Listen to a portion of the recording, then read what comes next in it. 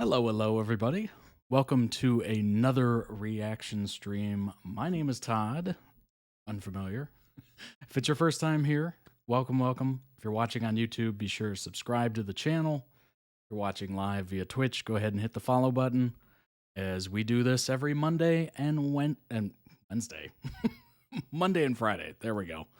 There's the days. What day is it? What month is it? It's been a long couple weeks here. I've been a little under the weather, a lot under the weather, and it seems like I'm seeing the sunshine, which is really great. Basically meaning I'm out of medication. So I guess you're supposed to be good, right? You're supposed to be good to go. But yeah, I feel good. So this would be completely normal as usual. But yeah, the last couple of streams, my mind has been a little foggy, which is not the greatest when you're trying to do this. So I'm definitely happy to be at full strength, full capacity here. So it should be a pretty amazing stream. Have some wonderful videos up ahead, which is going to be fantastic. Happy Friday the 13th as well. It's one of those things, you know. It's a good day for a scary movie. We are definitely heading into the Halloween season if you celebrate. Even if you don't celebrate, watch a scary movie. You know, it's just that kind of time of year, you know, where it just feels right. Whether or not you participate in Halloween or not. It just, you know, it feels right. The temperatures are cooling. I know in other parts of the world, or at least in the United States, it's definitely getting a little cooler outside, which is nice. Not so much here. I mean, it's not over 100 degrees, which is great, but we're pretty close. So it's not exactly fall weather. It's not exactly autumn yet, but it feels like it should be. You know, September, we're almost halfway through September. Just kind of feels like it should be, but it's unfortunately not in this part of the world. But yeah, I was literally just watching Casper before I came on here to stream the 1995 classic. I actually remember the premiere of it. I don't know why. They had like a premiere screening of it anywhere near me, but it was just kind of one of those things. But I was very young, so I don't remember much of it. I just remember it being extremely dark in the theater. They had like decorations all over the place. I do remember a red carpet of sorts. And it wasn't even a fancy theater. That's the thing. It's just odd, you know? But I was extremely young. What's up, Slayer Kitty? I was extremely young, so I don't remember much of it. But yeah, amazing movie. You know, I didn't watch all of it before stream, but I watched a good chunk, and it was nice. It was kind of a nice little blast from the past. You know, I was kind of finishing up work. I worked from home today, so I was just kind of finishing up some work, and you know, I guess I never really finish up work. There's always more work to be done, which is just kind of one of those annoyances in this current role. It just keeps building and building and building and building, and it's just never quite done. But that's just kind of the thing, right? Emails, they just keep coming. There's no stopping them. Even if you have a vacation, you know, auto response on there, they just keep coming. After the cold day the other day, we were back up to the 80s again. Yeah. It's well into the 90s here in Fahrenheit. I have no idea what that is in Celsius. I think it's probably like low 30s, maybe high 20s. I'm not exactly sure. But one of my favorite quotes is in that movie. There's a lot of good lines in that movie. And there's a lot of cameos as well. Like I couldn't even remember that Dan Aykroyd was in there for like a split second. Clint Eastwood, Mel Gibson was in there for like a hot second, and they're all like uncredited for their appearances. But if you look it up on IMDb, you'll see it. Just very odd. But let me go ahead and make sure everything's set up here. I didn't even do that before I started, which is probably not a wise decision, but it looks like everything's good to go. Nice. Okay. All right. Welcome in, everybody. Possession is 9/10 of the law line. Oh, that's a good line. That is a good line. Definitely. All right. Halloween season. I guess it's technically Halloween season, right? Anytime after August. I'm not a fan of starting too early, but I think September 1st is a pretty good starting point, right? I think it is. Hey, how's it going? Welcome in. Welcome in. Thanks for joining, everybody. I think September 1st is a good starting point. So we got some decorations up and all that stuff. And I'm getting a pumpkin today, which should be cool. Not a carving pumpkin, just a display pumpkin. But just kind of get in the mood, get in the seasonal mood, and try to forget that it's almost 100 degrees outside. But got some amazing videos to watch today.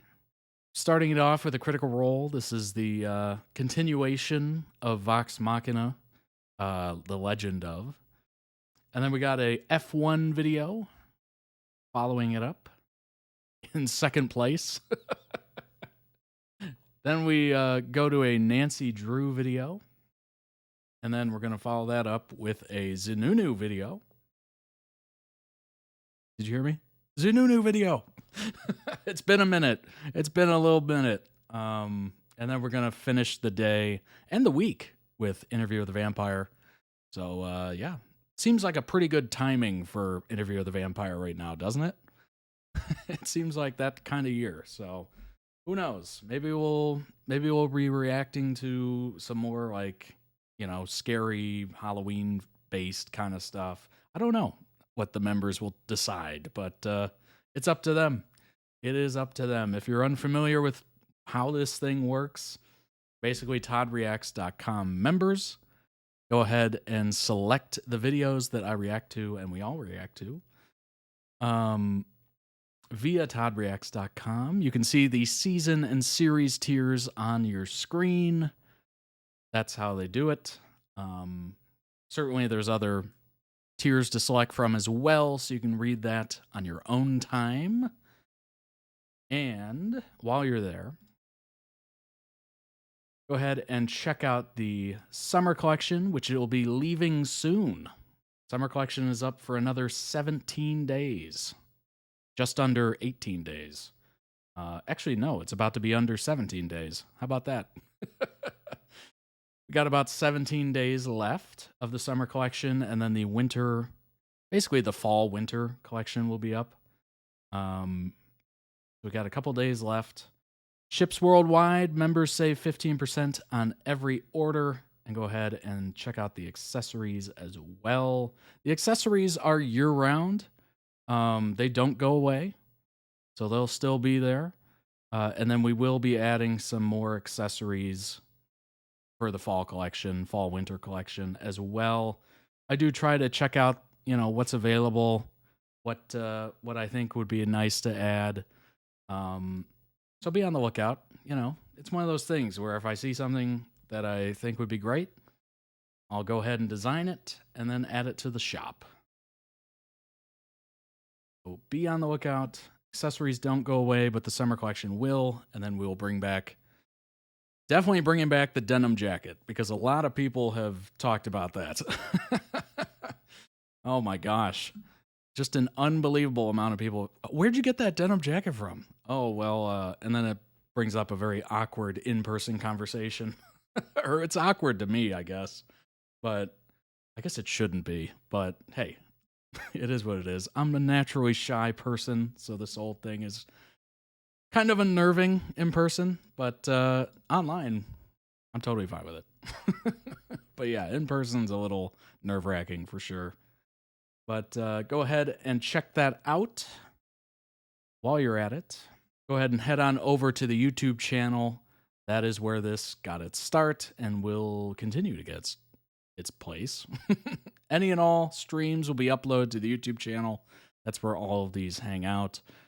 Twitch has a weird policy where it's like, yeah, we'll give you about 14 days of having your videos up on Twitch, and then we just get rid of it forever. And you're just like, wait, what? So you just delete it? So it's a very weird policy, but Yes, the streams will always live on the YouTube channel, and that's just where it's meant to be anyway. But yeah, there's over 1,000 reaction videos on this YouTube channel. Obviously, that number has slowed down now that I'm doing multiple videos per stream. But I do like the stream because it just kind of makes this big video during the week that you can pick apart, dissect, just turn it on, watch it, fade in and out, whatever you want to do. Just put it on in the background while you're cleaning. Who knows? But yeah, I do like the fact that it's a larger video that you can kind of put on. And obviously, timestamps are available in the video description if you want to jump around and whatnot. But yeah, I've thoroughly enjoyed it. I think it's been a tremendous addition to the channel. I think it's been, I don't know, I just think it's made this process so much more enjoyable, which is enjoyable for me, and I hope it's enjoyable for you. And I do like the fact that it's live. We have a chat.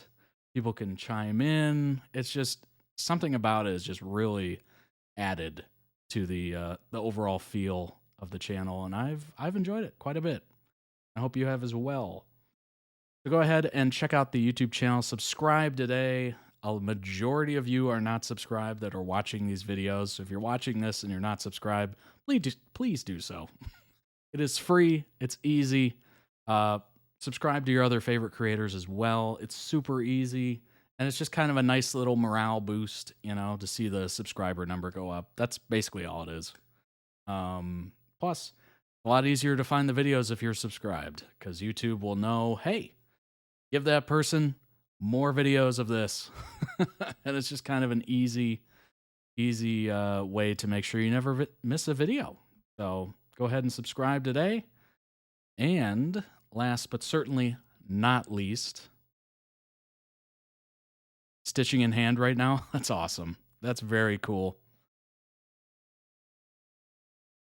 Last but certainly not least, go ahead and join the Discord. It is available. It is free to join. And I think we're up to, go ahead and check that number right now. Unfortunately, I can't check it on the computer, which is very annoying because I'm on the computer. But we're up to 136 members in the Discord, which is an awesome number. Super cool. It has been very enjoyable. Everyone's been very nice. It's been a welcoming community. So if you haven't joined, I highly recommend it. Not just to, hang out and talk about your favorite shows or maybe your fandoms, whatever they may be. Or just share your life, enjoy what other people are doing. Whether it's food they're eating or cool adventures they're going on. Maybe they're going on vacation and they're posting cool photos. It's always amazing to, live vicariously through others.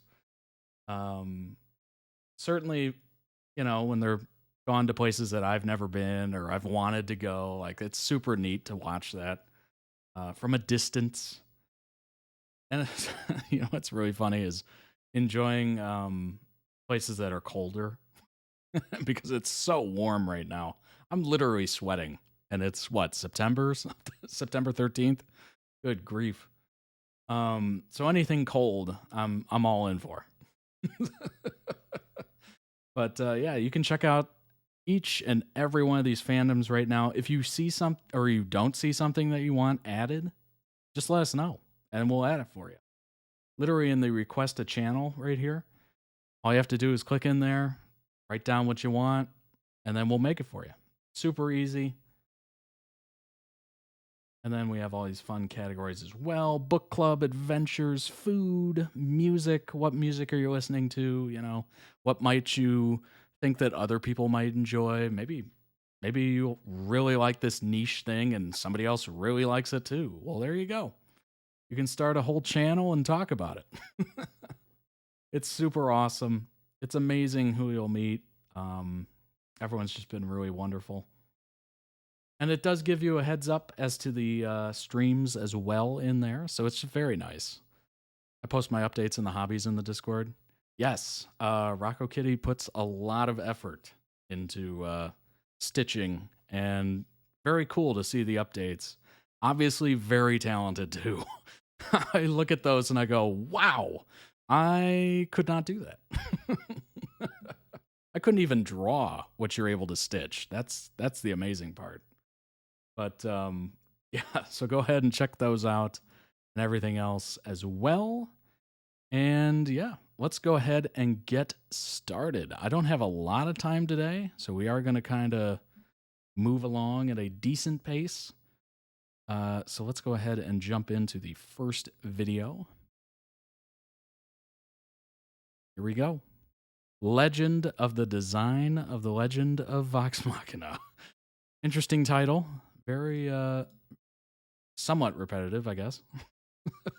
Let's go. There's something about Phil Barassa that's incredibly contagious. He's an amazing artist, he's an amazing designer, he's a genius. He's just been knocking out of the park over and over again. With his designs, it just solidified the characters in our heads on the page. He's that good and he's that confident. I love drawing this stuff.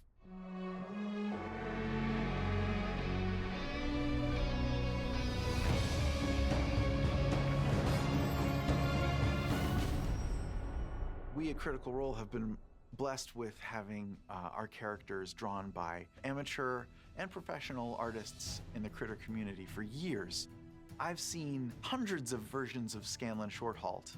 There's been such a broad spectrum drawn. That's really cool. But when I found out that Phil Barassa was going to be our official character designer for The Legend of Vox Machina, it was like a great weight had been taken off my shoulders.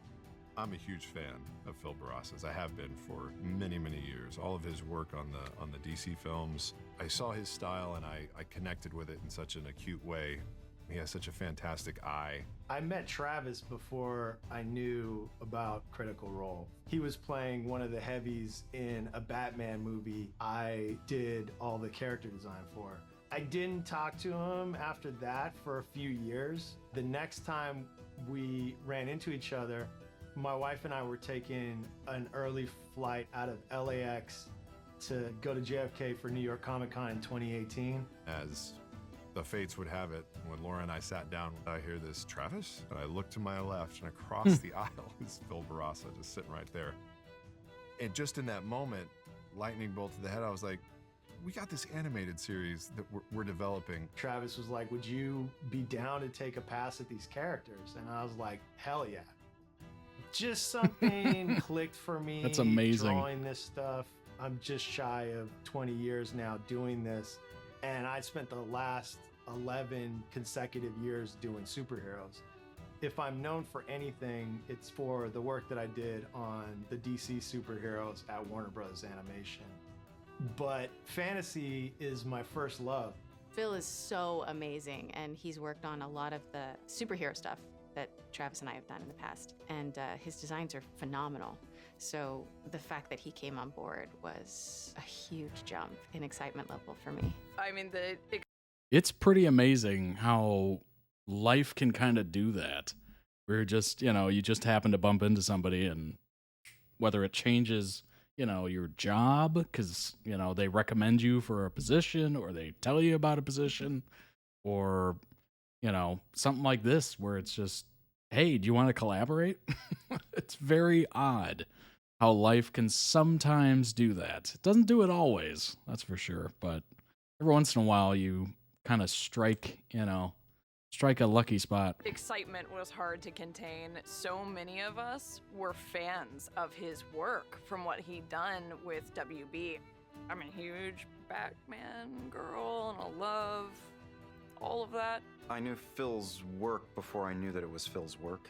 I've seen his animation before, and his character designs are gorgeous. His design work is immaculate. His creativity is brilliant. When I heard that Phil was going to be on the project, I was like, yes, they've got it. This is great. He's perfect. Phil is pretty much a legend in the animation industry out here, and the idea that he would be coming on to the project with us, I don't think I even believed it at first. My reaction to Phil Barassa was like, no fucking way. There was something about the project that spoke to me on a deeper personal level that I was willing to take the chance on working with a completely new creative team. Critical Role presented this opportunity to be at the ground floor of something relatively new and fresh. And even though the lore was clearly well defined and the characters were well defined, there was so much to explore on a visual level. Normally, when I'm creating a design, it comes from the written word or a comic book or even just the writer's script. These characters come from the imagination and the heart and the soul of the voice actors, the cast members, who are the creators and founders, right? So they were very involved. I had a lot of input. I mean, I gave notes on the feathers, I gave notes on the hair, I gave notes about how much she wants to use her feminine wiles. So, I didn't want her to be too brazen. So much was determined by the performances, what the creators had imbued in their creations. The way Laura's performance informs the way that I draw the character. She's got to have some sass. She's got to have some attitude. Whereas Keyleth has this charming naivete, like an innocent aspect. Every time we pull up an image or a turnaround of Keyleth, everyone in the room is just like, oh, she's so cute. She's just a little button. And I think because Keyleth has this fresh look at the world, we really wanted to reflect that in her character design. Even his first designs and his first stab at Scanlan was kind of perfect. I don't think we changed that much. We were just nitpicking on collar size and hair shape.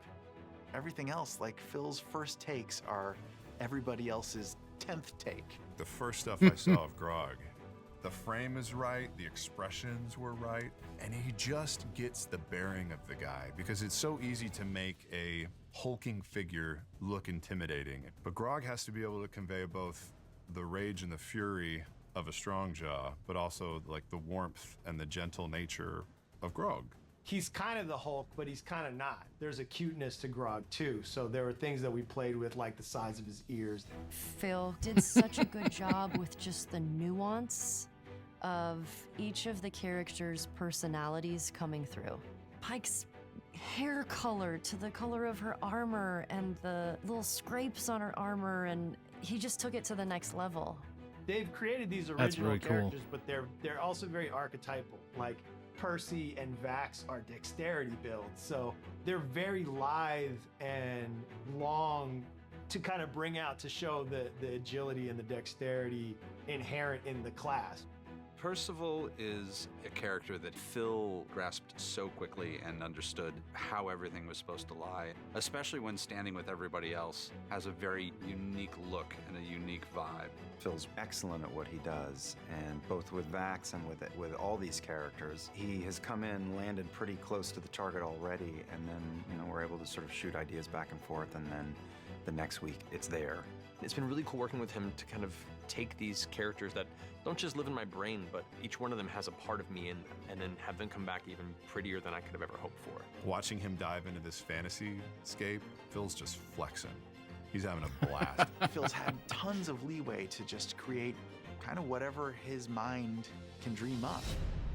That's so impressive. Something that's really important about this animated series is we wanted it to be definitely and distinctly an adult series. It's for grown-ups. So we wanted to make sure that the world, the background, the atmosphere, and the character designs both sort of read as sophisticated, mature. We definitely want to make sure that this show feels unique, and I think Phil was well aware of that and totally down to just try anything and throw ideas at the wall and see what stuck. Phil's designs capture the kineticism and flow of the best that Japanese animation has to offer, while feeling uniquely Western and uniquely, honestly, uniquely themselves. Phil's stuff definitely leans way more in the anime direction, and anime itself is kind of like part of the DNA of Titmouse's look and culture. All of us here watch a shit ton of anime, so he almost was a perfect fit in the sense that he's looking at the same exact kind of stuff and incorporating that into his designs. He just came to this with a vigor and an excitement that we couldn't help but be excited alongside it. There almost couldn't be a better match as far as Western character designers than Phil. We are pouring every ounce of passion and love and creativity that we have at our disposal into trying to bring this world to life. Watching Phil dive into this world, you kind of got the sense of an athlete sort of stretching. He's really just starting to break out of anything that he's done before. It's only limited by what your imagination can envision and fulfill. That is so impressive. There is, no Then you have to shortage do of like that. all the I different really looks, have not experienced feels of anything the character. this good in animation. I'm hoping we can do a lot of seasons of this show. I think we're only really getting started with him. He's blown us out of the water with everything that we have in season 1. Dang. God's help us for what's in store in season 2.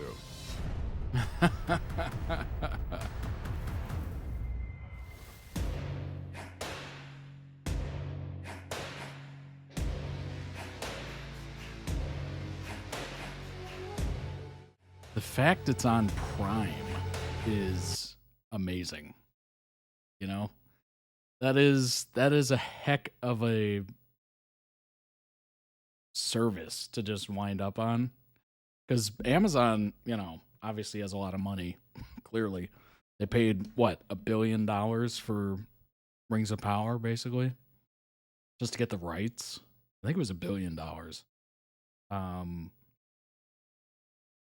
As someone who doesn't draw and doesn't have much of an artistic ability, that is really impressive to see that process. You know, those large screens and digitally drawing all that stuff.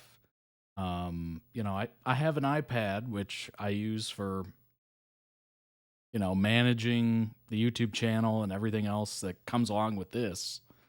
The only thing I don't do on it is stream, because there's no way you can stream from an iPad. There's no chance of that. But what's funny is it has basically the same chip that what was it? The Mac. Was it the Mac Mini that had the M1? I think it did. But it has that same chip in it, yet I can't do anything remotely close to streaming on it. I don't even know what chip is in this computer, but I know it's good. That's for a fact. But yeah, this is the only thing. It's kind of a weird purchase because I only stream off of it, but I kind of needed it to be able to handle all these tabs open and everything. But yeah, it's basically with the iPad, I got the pencil too. And I downloaded, you know, Adobe, what do they call it? It's like Adobe, I don't even know what they call it. It's like a drawing program. And I didn't get Procreate just because that was, I think that cost money. And I'm not that kind of good of an artist to actually pay for a drawing app. But I can't remember what the heck that Adobe thing was called. But anyway, so I gave my little sketches and whatnot, and then I was doing some tracing and all that stuff. And it just, I realized very quickly my ability to draw is not very good, even digitally. But, you know, it's still kind of fun. It's relaxing in a way. You know, I'm not very good at golf, but golf is also very relaxing to me. What's going on, Luke? Welcome back. Welcome back. Yeah, that is kind of a weird happenstance that they just happened to, you know, Travis and him just happened to bump into each other. And hey, do you want to try this? You know, work with us to create the characters and everything. Just kind of worked out that way. I'm sure he came at a very steep price if he's been working with Warner Brothers and all that stuff to do, you know, DC comics and whatnot. But yeah, clearly they make a lot of money. I think it was what, $11 million for the Kickstarter. So they certainly were able to pay him. So plus with Amazon involved, I'm sure they got a ton of money to complete everything and hire the people they needed and all that stuff. So yeah, it's very impressive. Very, very impressive. I like the fact that, you know, they kind of geared it towards a adult audience. I still don't typically watch animation or anime or anything like that. It's just never been my forte. but I like the fact that it is geared towards adults. It just kind of makes it seem more approachable, I guess, in a way. And it's certainly available. It's on Amazon Prime, which a good, decent amount of people have a Prime membership. And yeah, it's just one of those things. One of those things. You got to really give it a chance. Definitely have to give it a chance. Boy, to start this from, to start Critical Role from a kitchen table and to go to the point where you have an animated series on Amazon Prime and you're doing like multiple seasons, like that is such an unreal trajectory. Now, it does help the fact that they're all professionals and they've won awards and all that stuff. So certainly that's a bit of a leg up on, the people down the street gathering around a kitchen table and playing D&D, but pretty impressive. Pretty impressive. They were able to turn it into a very profitable business. We did read that Reddit post or whatever, how, they kind of lost the upstart, kind of down the street feel of it, but it is what it is. I mean, that is the way of the world. The more money you make, the more, attention you bring and all that stuff, you do change. Whether it's the show itself, which certainly is going to happen, the set, the production value, what you're doing in addition to it, how many employees you have. Like, look at Good Mythical Morning. They have tons of employees. Rhett and Link just exploded. It used to be just those two sitting at a card table. Now it's a huge production and they have huge guests and they have multiple channels, Mythical Kitchen and all that stuff. It's just with time and money and, I guess with a bigger budget, it opens the doors for more stuff and higher quality and all that good stuff. So it is what it is. If you're looking for, if it ever gets to a point where you're just like, hey, it doesn't feel like, a bunch of friends sitting down at a table and playing D&D. Well, I'm sure there's many Twitch streams out there of just that. So, hey, check out some other channels. Maybe there's one with 0 viewers that feels what, obviously you're not going to have the same level of DM. That's a fact. But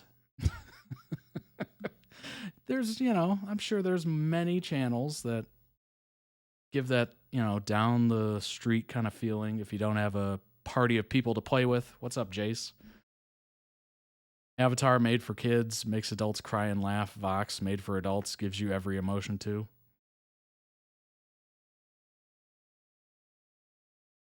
Critical Role releases Legend of Vox Machina series character art first look designed by Phil.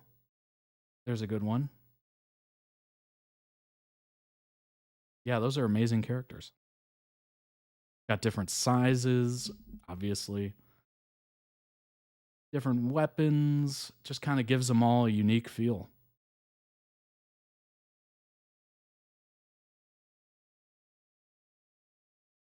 What's cool is the fact that, they are designed by the same artist, but they all kind of feel like they were done by somebody else, which is a skill, which is definitely a skill, because you want them to, have some similarities, obviously, but not a lot.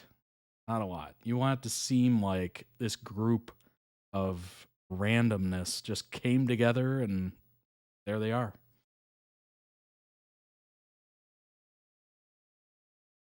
Emmy award-winning artist, animator and designer Phil Barasa. Based on the popular role-playing collective's first campaign. In 2019, Amazon Prime Video ordered a total of 24 episodes across 2 seasons. After the project broke Kickstarter records, first season debuted, not soon, but it already did. Barasa's credits include character designs for DC Warner Bros. Animations, Young Justice, Batman Bad Blood, Batman Hush, and Justice League series. Wow. Yeah. Obviously a pretty dang good artist to bring in. Normally when I'm creating a design, it comes from the written word or comic book, as we heard this quote in the video. For a comic book or even just the writer's script, these characters come from the imagination and the heart and the soul of the voice actors, cast members who are the creators and founders, so they were very involved.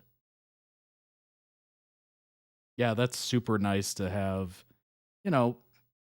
people with a bit of opinion as to, some tweaks here and there and whatnot, but it seems like he pretty much nailed it from the jump, which is really cool.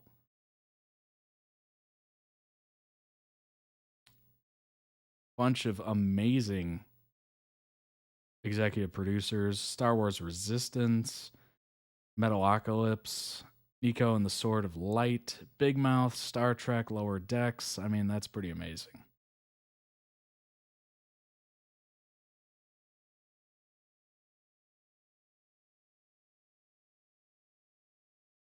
Very, very cool. Here's some of the art as well.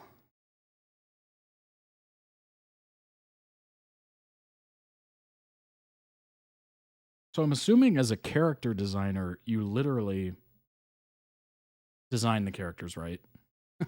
Obviously. And then you probably put them in different situations, different facial expressions, just to kind of give the animators something to work off of. Obviously, you don't have to do every single one where you're, it's like South Park where you're doing every single, what do they call that? Phonetic, like mouth movement. Like, here's an O, here's an E, whatever.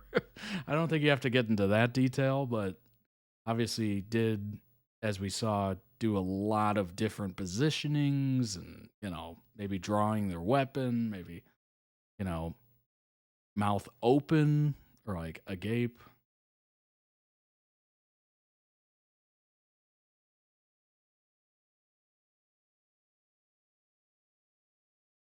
Yeah, that is beautiful. Gosh.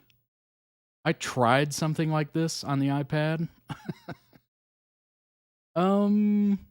It's okay. Maybe I'll bring it out one of these days just to show it, but it's not great. I am not a great artist. But, there's some tips and tricks and all that kind of stuff to make things look somewhat better digitally. Feels like a collab of artists, but the beauty of that kind of show, the whole vibe of the group coming together. Right, exactly. Everything takes practice. Indeed it does. Indeed it does. What I was doing and what I found really good joy in, I know this isn't drawing per se, but what I found really good joy is I would take an image, right? Whether it be The Simpsons or whatever, any sort of picture or anything, and then I would just put it on a layer and then kind of reduce the opaqueness, and then I would just draw on top of it and like sketch it and like trace it and do my own tracings and filling in and stuff like that. That was really relaxing. I don't even know. I guess it's just tracing. So I was just tracing artwork, which I guess is not really art, but I don't know. It was something about it. It was very relaxing. Throw on some music. It was just very neat. I did that for a couple things. And it was just kind of, I don't know. It was very cool.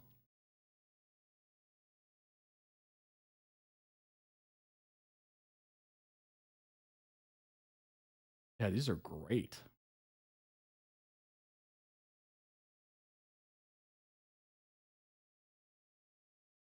I like the fact that the world, especially at night here, feels very like brooding. Look at the amount of fog there and everything. Like it just feels dark. Somewhat scary. Wow, look at the detail on the tiles here. You can barely see it. All that detail back here. Dang. Oh my gosh. Let me, hold on. I should probably do this. There we go. All right, now you can actually see. Right back here. I had to show my cursor. I'm like, I don't think anybody can see what I'm pointing at.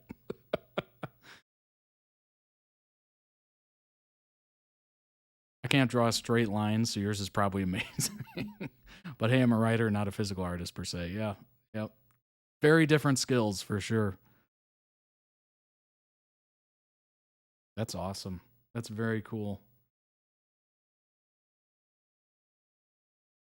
Yeah, the detail's pretty amazing here.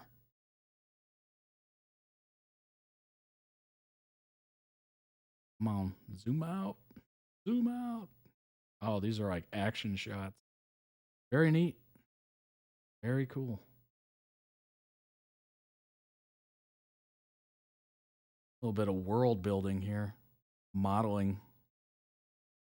Cool. See kind of the different stages that go into the world. All the different layers. Oh my gosh. Could you imagine how many layers are on some of these? Like how many layers to make this room? Probably an insane amount.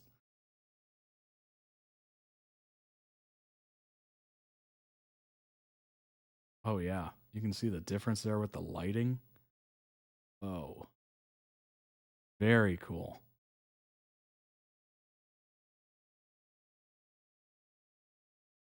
You know what's funny? I tried to follow along a Bob Ross tutorial on the iPad. That did not go well.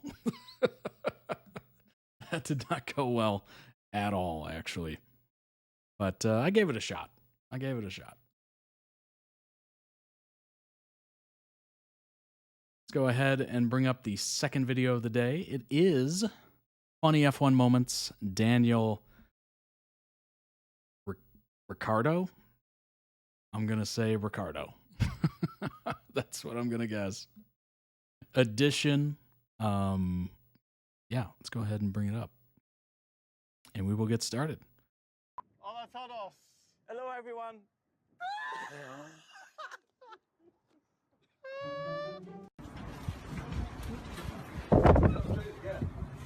Oh, you bastard!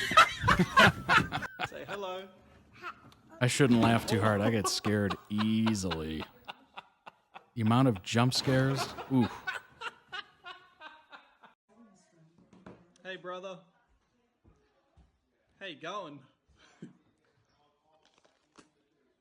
Just took a bite of a bell pepper.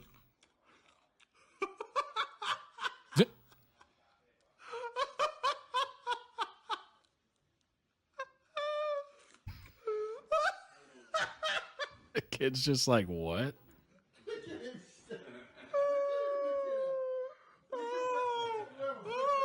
What's he doing, Wolfie? He's never looked at me like that before.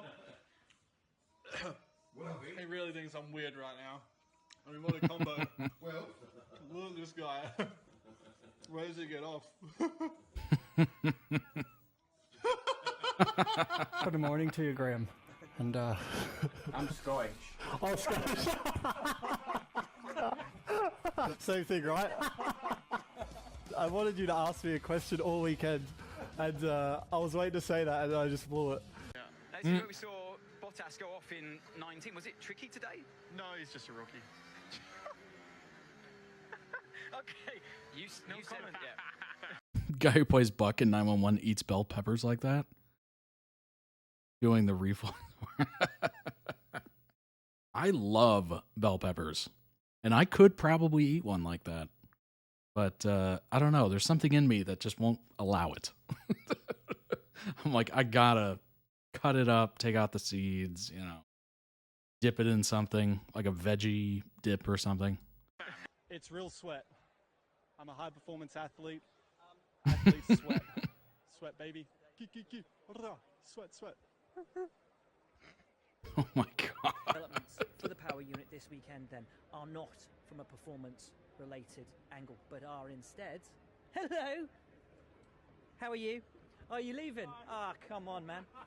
God. I actually argued in a class that it was a sports class, sports management class. I actually argued that NASCAR drivers are incredible athletes. Number one, it helps to be in shape. Number two, they usually lose, on average, about 30 pounds of water weight per race. That is crazy. That is crazy. That is an extreme amount of weight lost during each race. God damn it. They're just sweating profusely. Grosjean, he was complaining about you. That you were, dangerous driving, what you're doing, man. Grosjean? Yeah. What the fuck was I doing? Yeah, because you were on the outside and dangerous, you came back, wow, man, you pushed up the track, whoa. I didn't even know I was racing Grosjean. All right. All right, cool. Thank you. Excusez-moi. Then the last lap. That was fun, but then they said to you... Excuse me, it's not 30 pounds. It's about 10 pounds per race.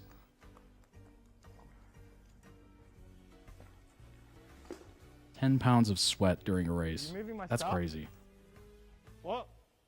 Who's doing my... Where's my tree? You kicked my... Let's see.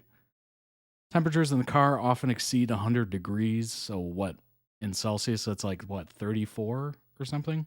Reaching as much as 170 by the floor. So, like, your feet are just on fire, I guess. That's crazy. Yeah, very sweaty indeed.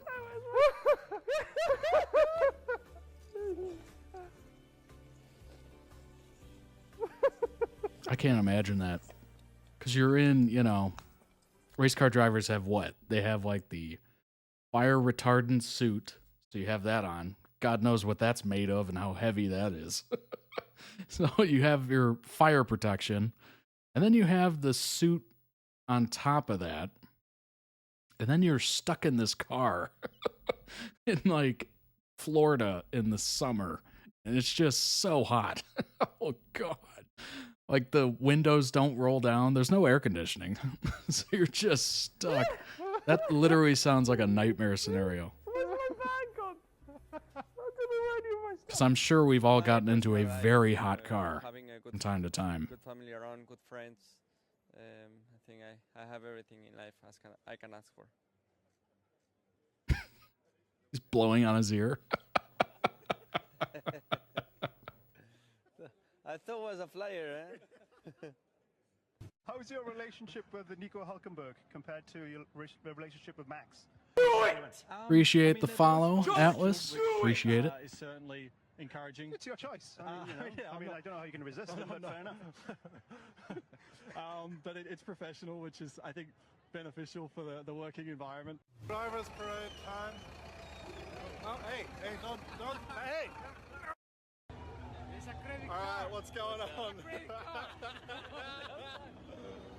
Alright, we've stolen the account of Mercedes, I believe. They wish they had beauty like this.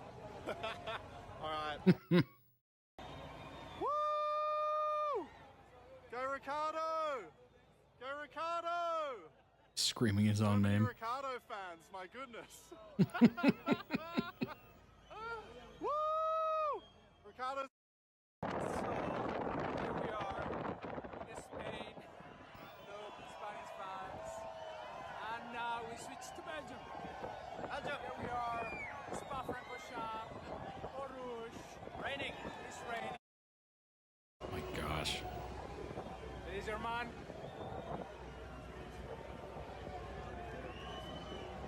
Do it! Appreciate the follow, Kasia. Welcome, welcome.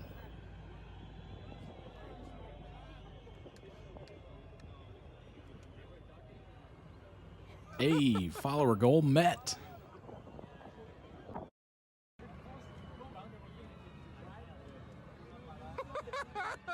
Oh my God. I'm sure Mercedes really enjoyed that on their story. Alrighty, enough of the fun and games. It was a good time. and just want to wish everyone a great race. Everyone watching, have fun, enjoy. Hopefully we'll put on a show, and yeah, if the rain comes, could be exciting. All right. Could be your next job. Probably a male stripper. Where? Because I want to see that. Parla molto bene italiano perché ho abitato lì per 2 anni, mangiato pasta, pizza, preso un po' di muscoli e questo accento. Dang, look at that Aston Martin bus. Holy crap. Apart from our jobs, what do we have in common? Not much. I mean, I've got good looks, you don't. I'm naturally talented in other sports, you're not. Oh my gosh. You can ride a jet ski. You're I not? probably can, but choose not to because I do better things.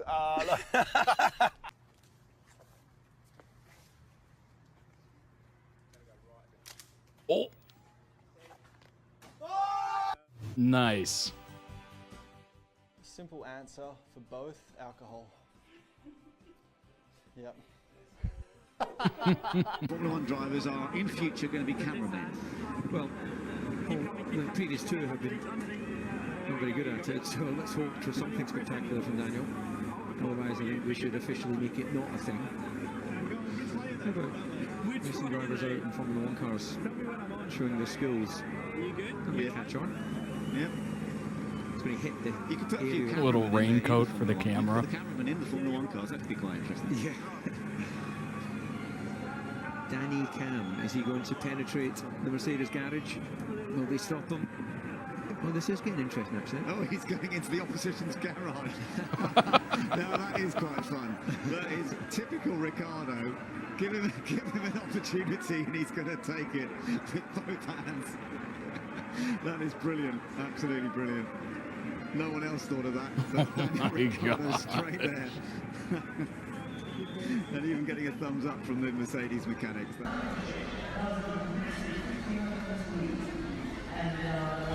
Thanks very much. It does bring out your lovely brown eyes. Oh, my God. Talk about seasonal. In winter testing, if someone had said to you, Red Bull will win, Red Bull will win a race this year before Mercedes, what would have been your reaction?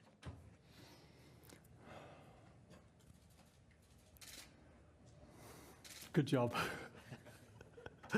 Yeah, it's pretty cool. Holy Testicle Tuesday. That's what I would say. Ideally, I mean, tonight This there has to man be schnitzel. needs to be absolute stopped. Schnapps and schnitzel. Yeah. And this one. Does this like clip stay on? Oh, there you go. That's better. Now I can dance while I get fuel.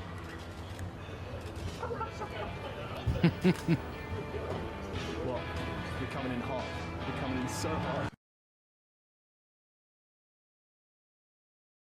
Oh my gosh. This is like the widest widescreen that ever widescreened.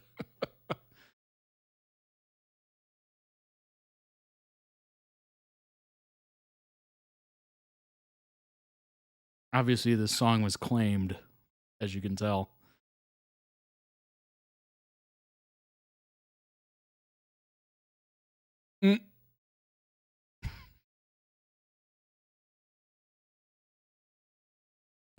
Just said you were living as a Texan farmer for a day yesterday. I certainly was, sir. Really? All the proper stuff for shoveling dung and stuff like that? Well, I shoveled hay. I'm not sure I quite shoveled dung, as you said. Yes. We call it something else down here, but yeah, I thought myself handled the situation quite well.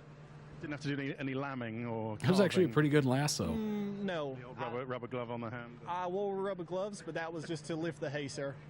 Hülkenberg. Hülkenberg. Hülkenberg. Hülkenberg. Sag's mal ein bisschen männlich. Hey. Hülkenberg. Hülkenberg. Genau. Nico Hülkenberg. Nico Hülkenberg.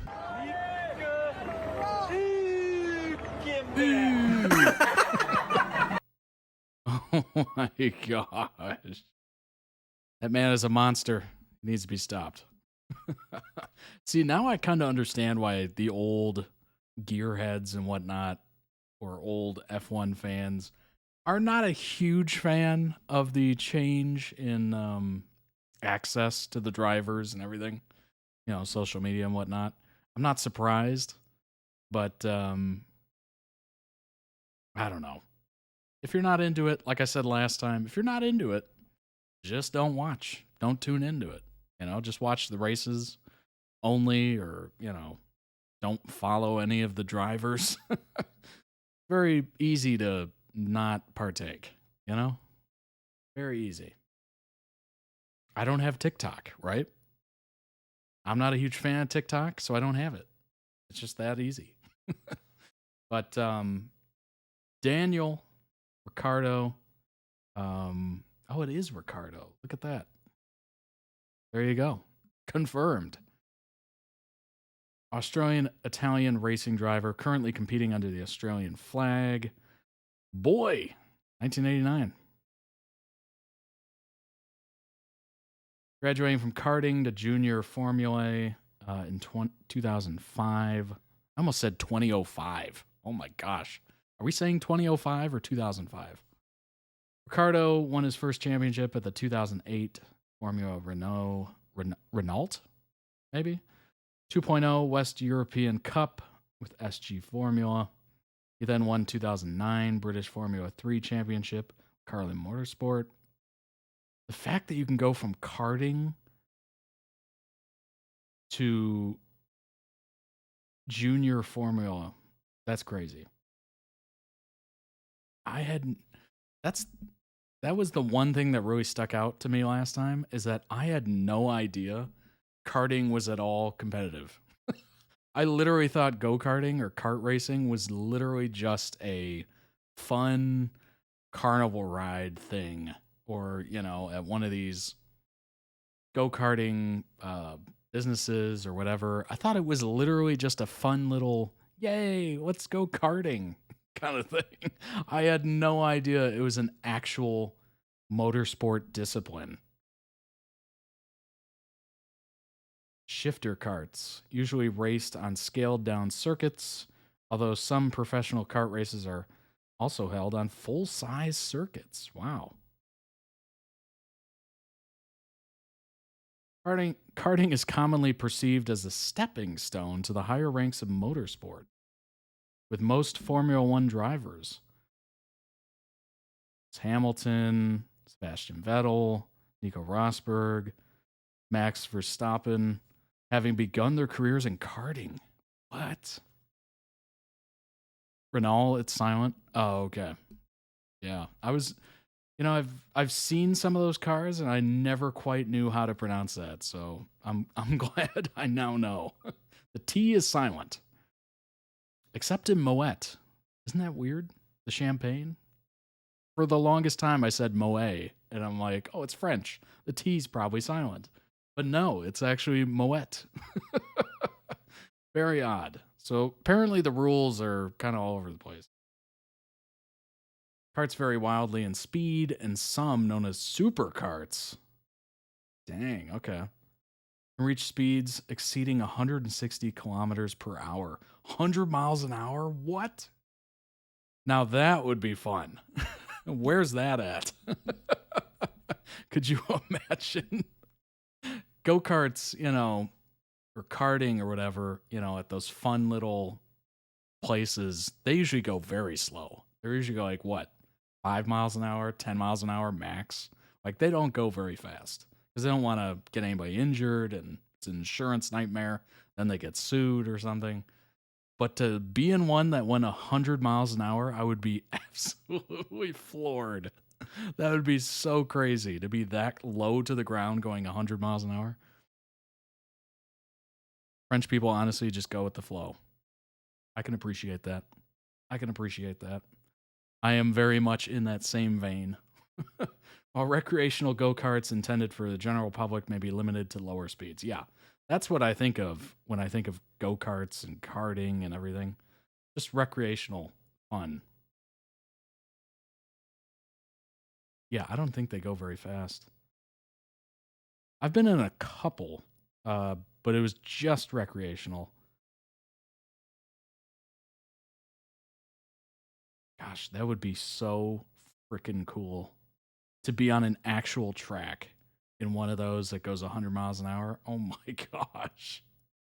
That would be so neat.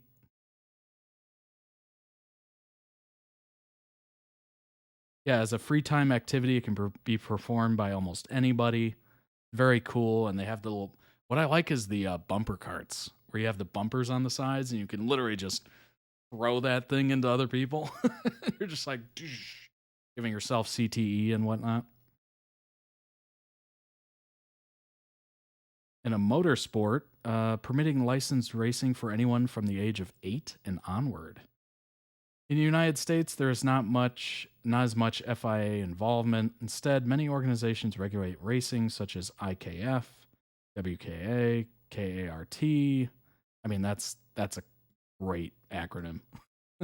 Carters of America, Racing Triad. Ooh. Notice how there's so many in the U.S. Good grief. Oh, the UK has a lot too. Oh my God. That's a lot of clubs. Holy crap. 16. Australia has a ton.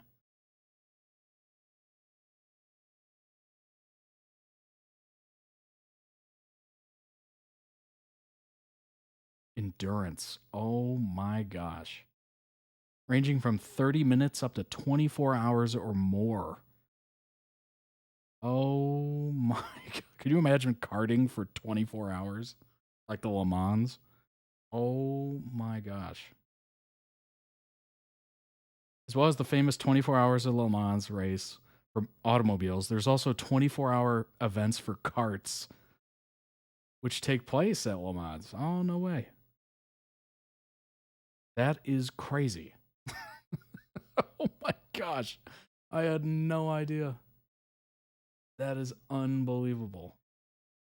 Obviously, Daniel has a very good sense of humor to him. And it is kind of interesting to see a little bit more from the life and personality-wise from the drivers, because usually anything I know about, F1 is that it's very elite.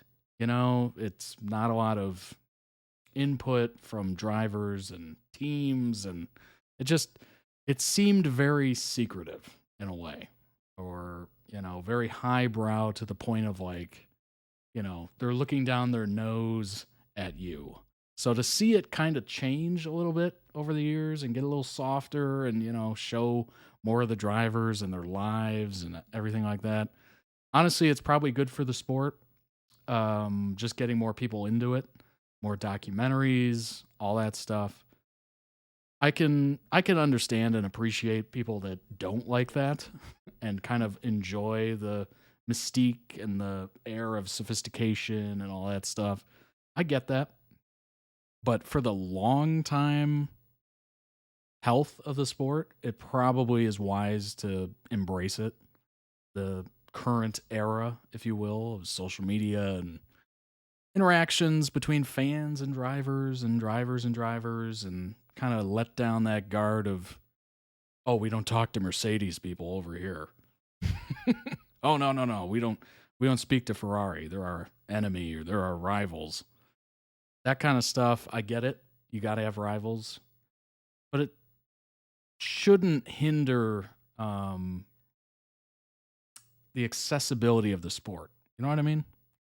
Like football has American football has a ton of rivalries, and I'm sure, football and football itself has a lot of rivalries. Manchester United, Manchester City, etc. That's all I could come up with right now. Don't come for me, but that was literally all I could come up with. But it doesn't hinder anyone from enjoying the sport. Like, it's not like, if you don't understand this rivalry, you just can't watch. It's very much like, more accessible and everything. So it's nice that F1 is becoming more accessible. You got younger people into it now. It's good. It's good overall. But I get it. People are very protective of their sport, especially that one, which seems to be, extremely elite. Oh my gosh. I looked at some prices for tickets to go to a local one. Oh boy. Oh boy. It is expensive. That is for sure. But at least that is still not, you know, accessible.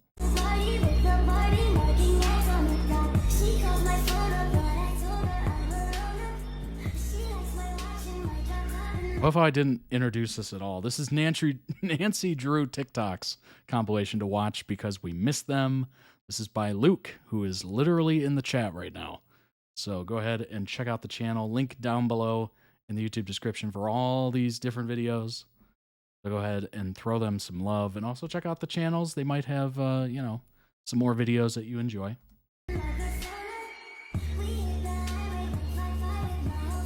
Underappreciated CW show.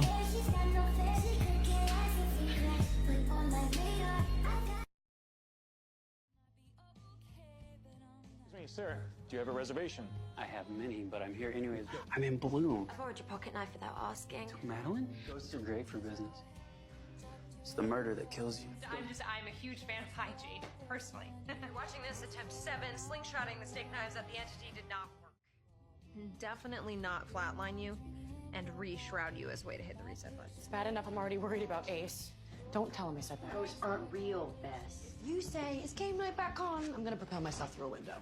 Hey, personal space drill. Why is nobody working? We have a party to cater. Go hug a fryer now! Hey, we have to follow our instincts, no matter where they lead us. You people really have no imagination. Wait, you did an exorcism without me? We can't live our lives waiting for something that may or may not happen. I am calm and collected. Just please, help me understand. What is there to understand? Not everyone wants to talk about their feelings on We're not intrusive, or not annoying, or not. On a history book You're our family, and we are always here for you. It was the end of the decade. I know you are. But the start Basically Scooby-Doo, but actual supernatural mysteries, not criminals in disguises. Because that's what friends do. We show up.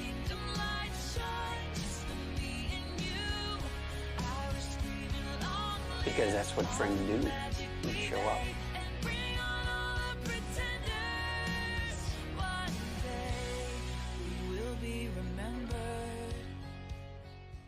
Yeah, I was gonna say I don't think I'm familiar with Nancy Drew. I know it's like mystery Whatever says about you. books and You're going whatnot, with the but safe choice, maybe a bit basic, but you're not can't wrong. say I ever Is this one read really it. your favorite, or were you just told it should be? You're either really awesome or you really suck. No middle ground. You are the middle ground. You are a very neutral person. You like the classics. Hey, that's my dad's favorite. Watch some playthroughs Hey, of the that's my mom's games. favorite. Nice. You pretentious fucker. You piece of shit hipster. You're cool. Like, You're cool. actually cool. You are what the hipsters think they are. Mm. You are a child. And I mean that literally. Like, You are a you're child. not yet a teenager. You are a child. And I mean that as an insult. You Nancy are Drew contrary. books weren't supernatural You though. do not exist. Or am I mismet? This is no one's favorite. This one shouldn't even I count, can't remember. but I'll let it slide because you have good taste. All I know is Nancy Drew was an investigator, basically. Did like detective mystery kind of stuff. What we all got in common when it's shit said and done is a dead fucking rogue cheddar city that we run. The theme was my hydro. Sipping hella lean, smoking hydro. When I hit the reef, turning I think all I remember hearing about it is they were very good. They're very good novels, like young adult True unconditional love novels. is like, do you love someone so much that even you would even love them if they didn't love you anymore? Like that is unconditional. I used to read Nero Wolfe books by Rex Stout. Very, small mystery novels. I thought they were great. Nothing groundbreaking or not like, you're going to be like, wow, this is the best writing I've ever read in my life. But they were good. Little mysteries, Unconditional love.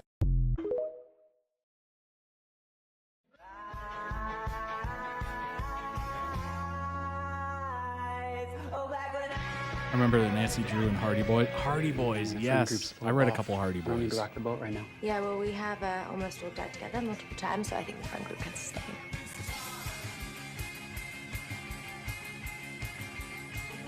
Why do you guys always show up? Because that's what friends do. We show up.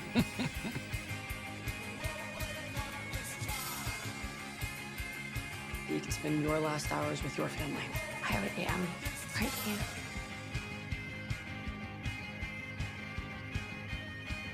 Whatever comes. We're in this together. This town is where I belong. It's my home.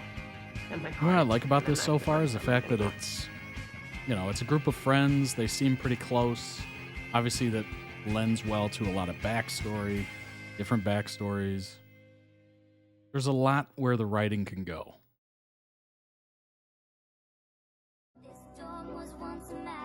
I guess it just depends on how good the mysteries are.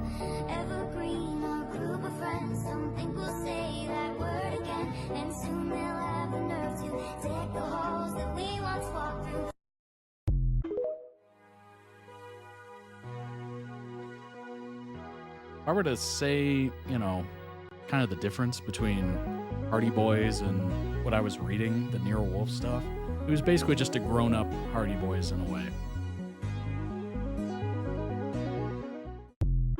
You know, the writing was a little bit more mature. We're gonna have to go up there. The mysteries involved a lot more, Inside the you know, Nightmare Factory? heinous stuff. How come you never take a boat? It wasn't as kid-friendly. But it wasn't too crazy. Nancy, George and Ace are trapped in an abandoned factory by a ghost who only speaks Yiddish. Where would we be without you? You spells in this guy. Beg your pardon? Sit in the chair. Okay. I saw a light bulb go on over her head.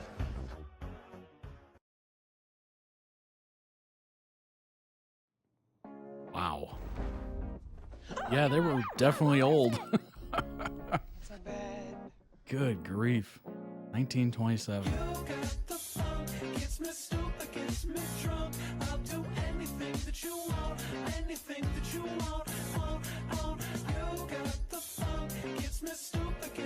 Hey! I leave you alone. I'll get it.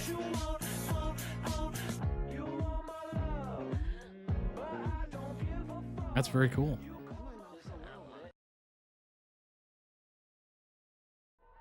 I guess it wants us to play? I wonder if Nancy Drew fans were into this show. Or did they just see it and go, I don't like the modern touches to it, like the mannerisms and the language and stuff.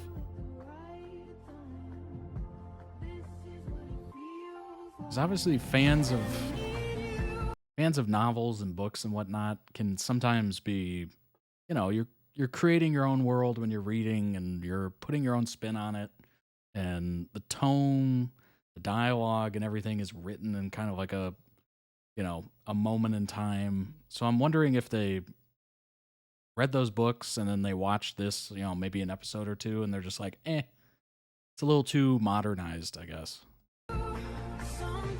Maybe it didn't have the same feel. I'm just kind of wondering about this from their perspective. You're like a diehard Nancy Drew fan.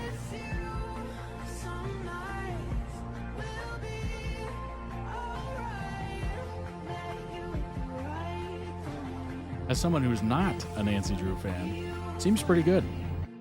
Just from what I've seen.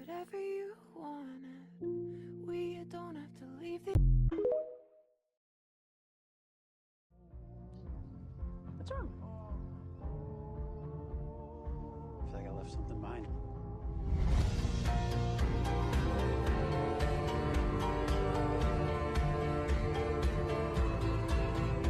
I couldn't.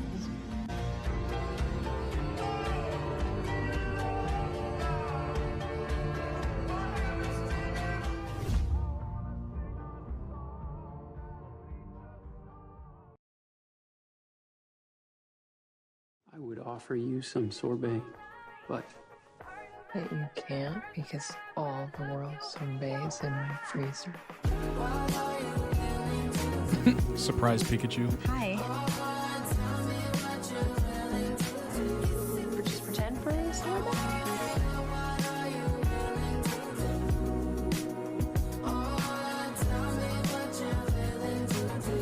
Did anyone get my sorbet?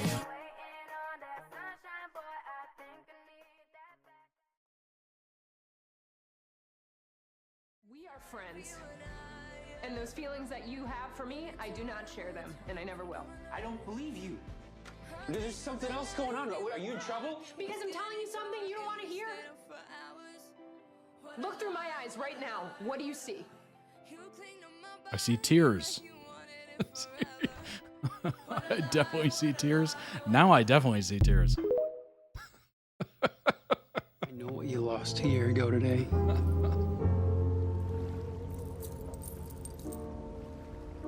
Look at my eyes. What do you see? I see somebody very hurt. Very, Thank very you. hurt.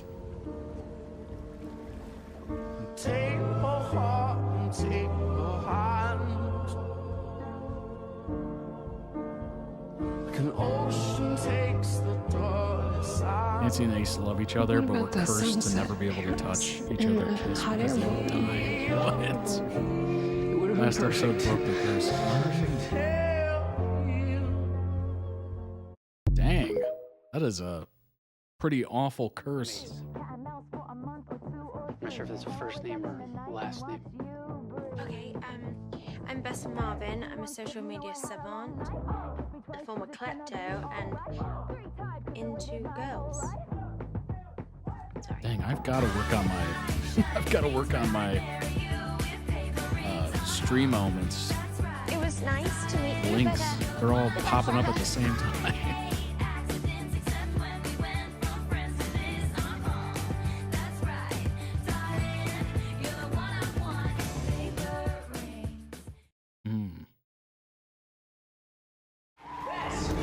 We need you at the claw. No one's waiting tables. There's a line around the corner.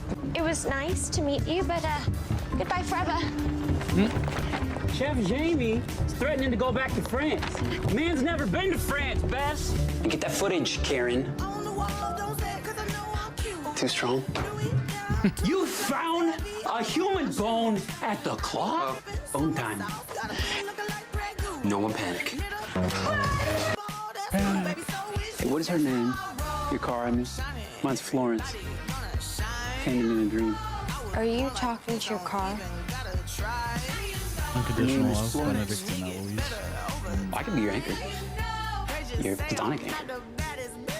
Call that a platanker. Nancy got arrested. I got a bunch of dead people's parts. Ooh, what parts? Excuse me, sir. Do you have a reservation? I have many, but I'm here anyways.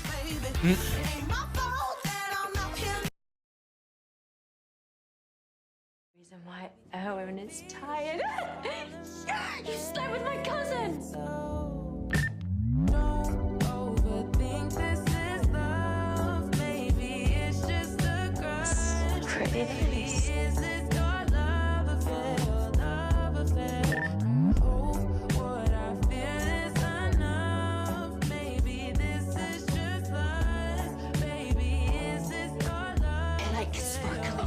Okay, they calm me.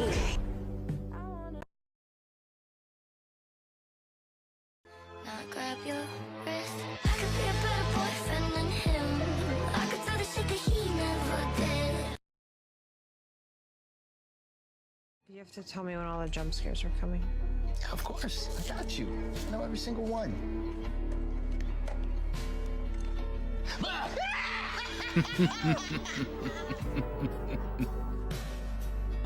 I shouldn't laugh too hard. I just got a fresh That would definitely have gotten me. I'm not dying with gross nails.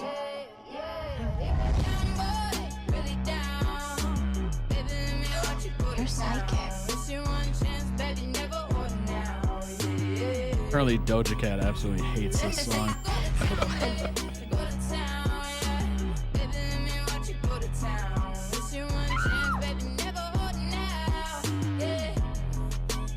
Ghosts.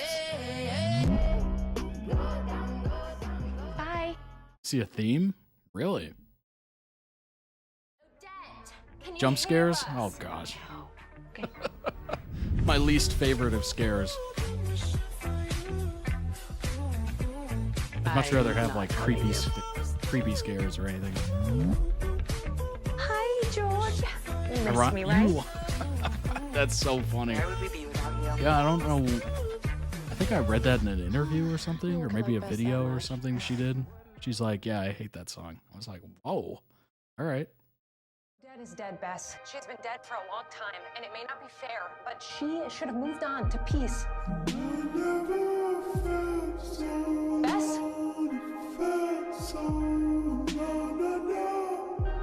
At least I doubt ZeeNuNew will have many jump scares. Anything. Amen. I didn't think I was going to have to say goodbye today. I'm sorry I pushed you earlier. Best carried the I show. always feel like I'm saying goodbye. Goodbye doesn't mean you're going to be alone. Aside from the prices of the jewelry. Thank you.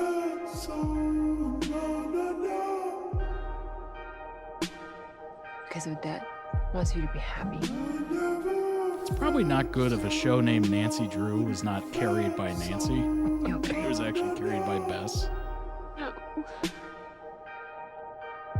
After my mom died, there were moments where I could have sworn she was visiting, and then she was leaving me little signs. Please give me a sign. Let me know when to do anything. Hey, what are you doing here? I didn't know you were here. Yeah, here I am. Thanks, Odette. Bess, I know you had to let go of Odette. I'm really, really sorry. It's okay. She's at peace now. I think forming deep attachments takes a lot Bess of had a courage. relationship with a spirit who possessed one of her friends. Whoa. Sacrificed her lover to save her Serious is what I'm friend. trying to avoid. Look, where serious has gotten me. Sometimes when I miss you again, I'll be the love of your life inside your head when the night is over. It's like Casper, which is what I was just watching before I started stream. Studying, A friendly and ghost. researching and learning a lot, and that's why you're all not dead right now. You're absolutely right. Can I just... Don't touch my wheel. Don't touch my People wheel. really have no imagination. I've got this under control. Haven't seen Casper in years. Yeah, it's been a long time for me. I know I go through texts.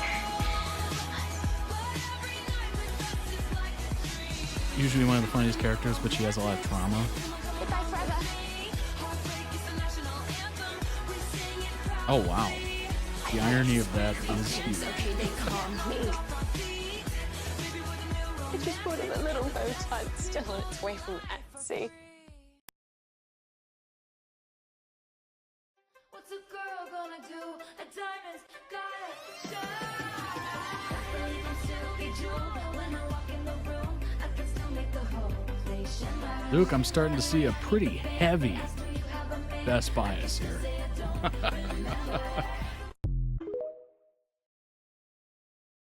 What's a soulmate? It's well, it's like a best friend, but more. It's the one person in the world who knows you better than anyone else. It's someone who makes you a better person. Actually, they don't make you a better person. You do that yourself because they inspire you. We need you at the claw. It's a good quote. I like it. Chef Jamie is threatening to go back to France. Man's never been to France, Bess.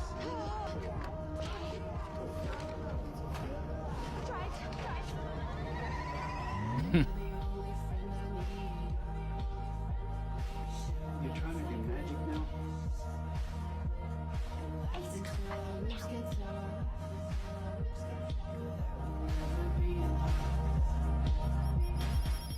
I can be your anchor. Here's refreshing, a guy and a girl that loved each other and didn't force a relationship. Call it a tinker. Are you asking to be my friend? Yeah.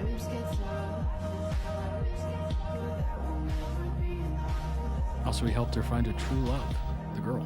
Oh, okay. I can be your anchor. Your platonic anchor. Call that a platanker. And she helped him with his feelings. asking to be my friend? Yeah. It's kind of cool. Best. Yes. It's you and me.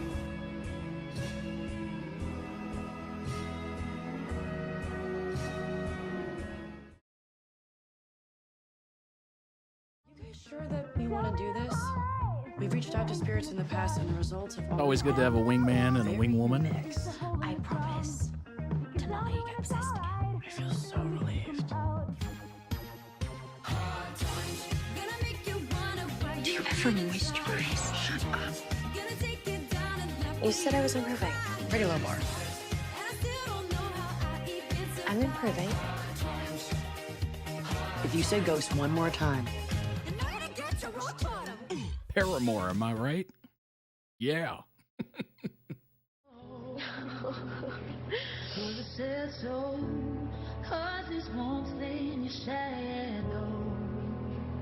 My dad once told me it's possible to live a good life F-Boy Island, Thursday at 9 o'clock. He was half right. Oh, God. It is. I just realized that's off screen right now. There it is. But now I know that we choose soulmates ourselves. Fate leaves that up to us.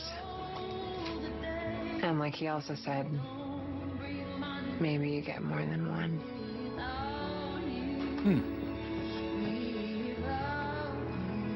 I know that I have. I got 4. Last one out.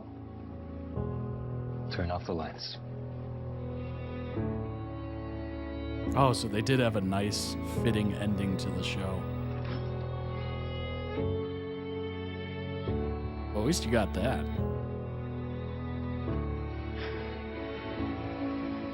I know.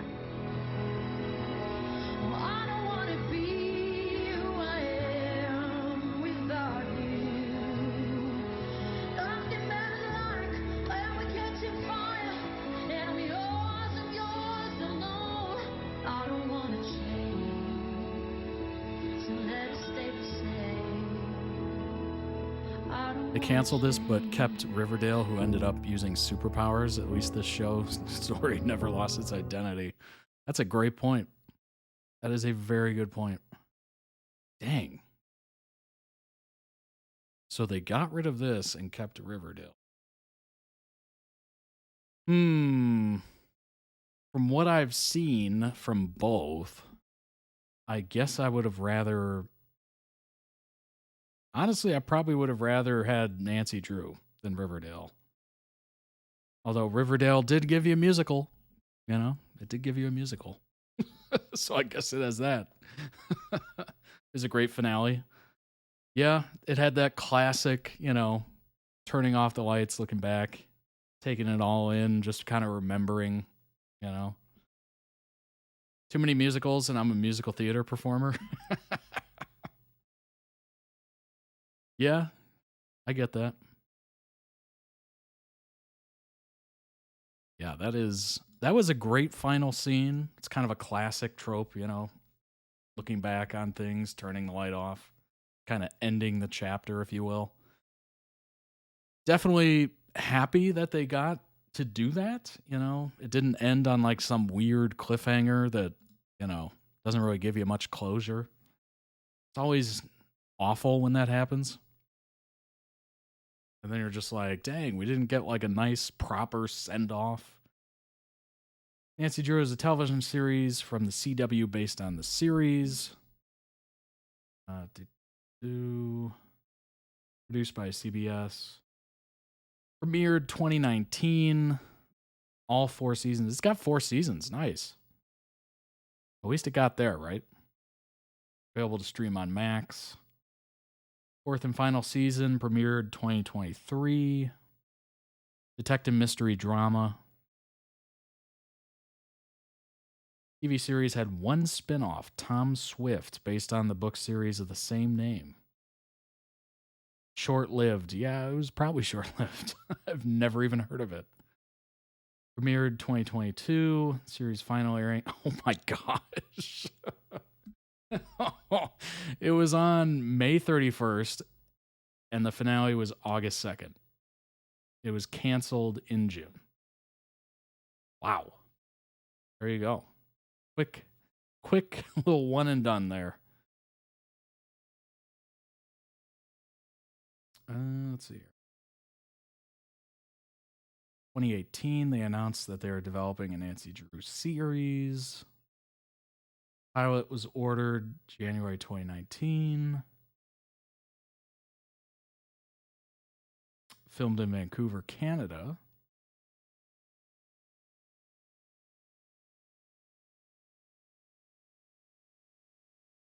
Following March, Nancy Drew was picked up for a fourth season. The cast and crew were in production on the fourth season when it was announced the season would be their last.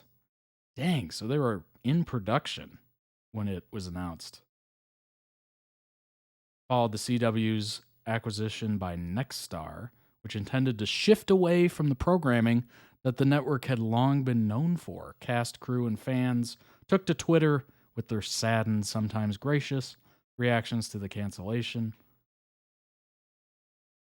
That's too bad. Dang, so it got canceled because of an acquisition, basically. That is annoying. That is so annoying. But it wasn't even based on, like, ratings or anything. Just, oh, we want to move away from it. Crew production got done dirty, but the fact is nowadays most shows don't get a good wrap-up.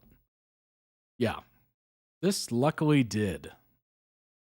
So I'm assuming that last episode was not originally supposed to be like that, and maybe they just shifted.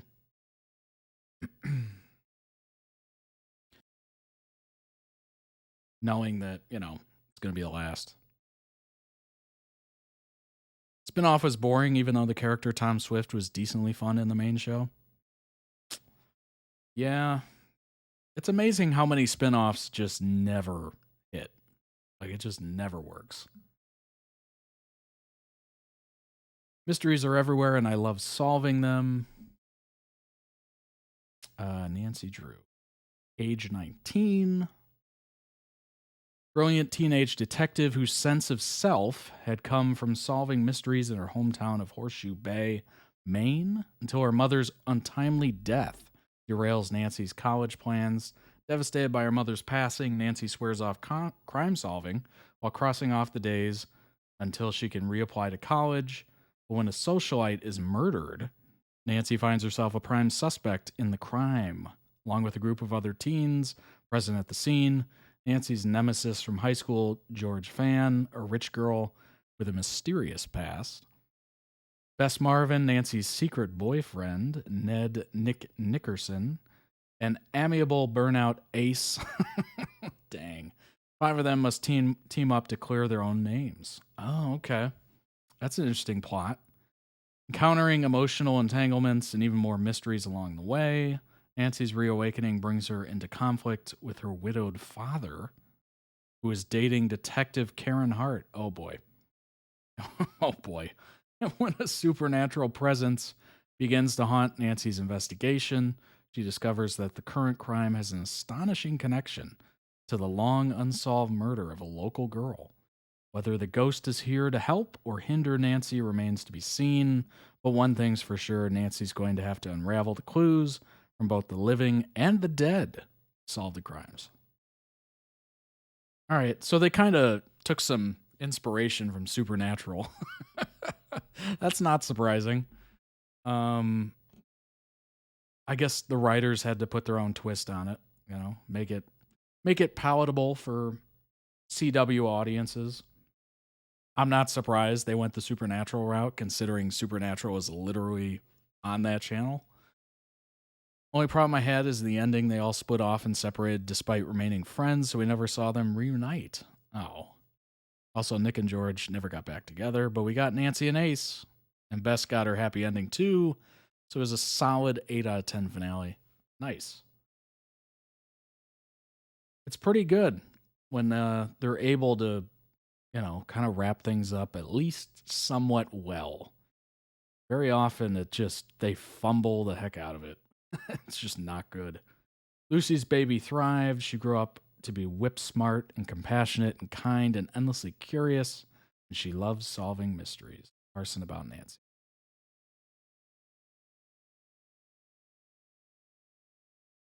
Began solving crimes at the age of 12.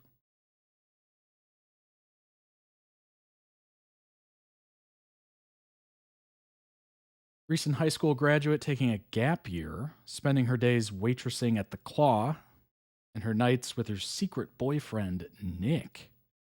Also mourning the death of her mother and has stopped solving mysteries. Relationship with her father strained due to Carson withholding the severity of her mother's illness, which didn't allow her to say goodbye. Oh, gosh. That's rough. Relatively normal life changes one night. Cover the murdered body of rich socialite. Group becomes suspects and are forced to work together to solve the murder to exonerate themselves. Uses her primitive investigative skills, find clues and explore leads that the police won't, including the involvement of Tiffany's in-laws, the wealthy Hudson family. Investigation takes her to Tiffany's husband, who has a locket connecting him to the cold case of Lucy Sable, teen who was killed 18 years ago. Nancy, Bess, and George contact a medium who helps them reach Lucy's spirit. Interesting. I like the fact that they all have to work together. You got Ace. Initially works at the Claw and becomes a member of Drew Crew. That's a great name. Is a noticeably tall young adult male. That's funny. Noticeably tall.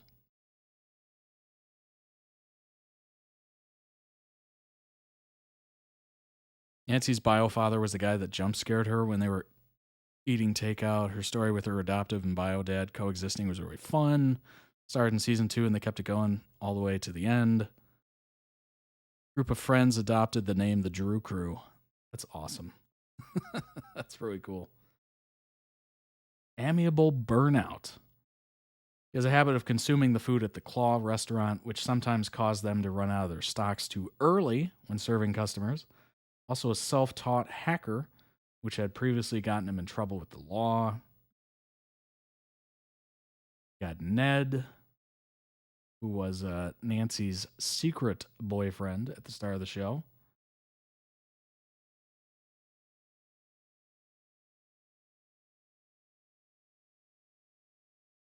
Former high school athlete, love of reading and a knack of technology, uses the latter in his job as a car mechanic in Horseshoe Bay. Nick has a strong moral compass and sense of loyalty, often provides a grounded perspective for the Drew Crew, while appealing to their need for reason. Slow to anger and often in search for a larger purpose. Boy, it's like I'm reading my own bio. Lending his talents and resources to bring down enterprises and build up local struggling youth. He's a loving, supporting boyfriend, first to Nancy and later to George. Still, Nick quietly struggles with advocating for his own needs and expressing the parts of himself that he does not show to his friends. He knows himself enough to push for the better treatment from both Nancy and George, though. Upon learning about supernatural forces, Nick struggles with the negative impact this has on their lives. We got George.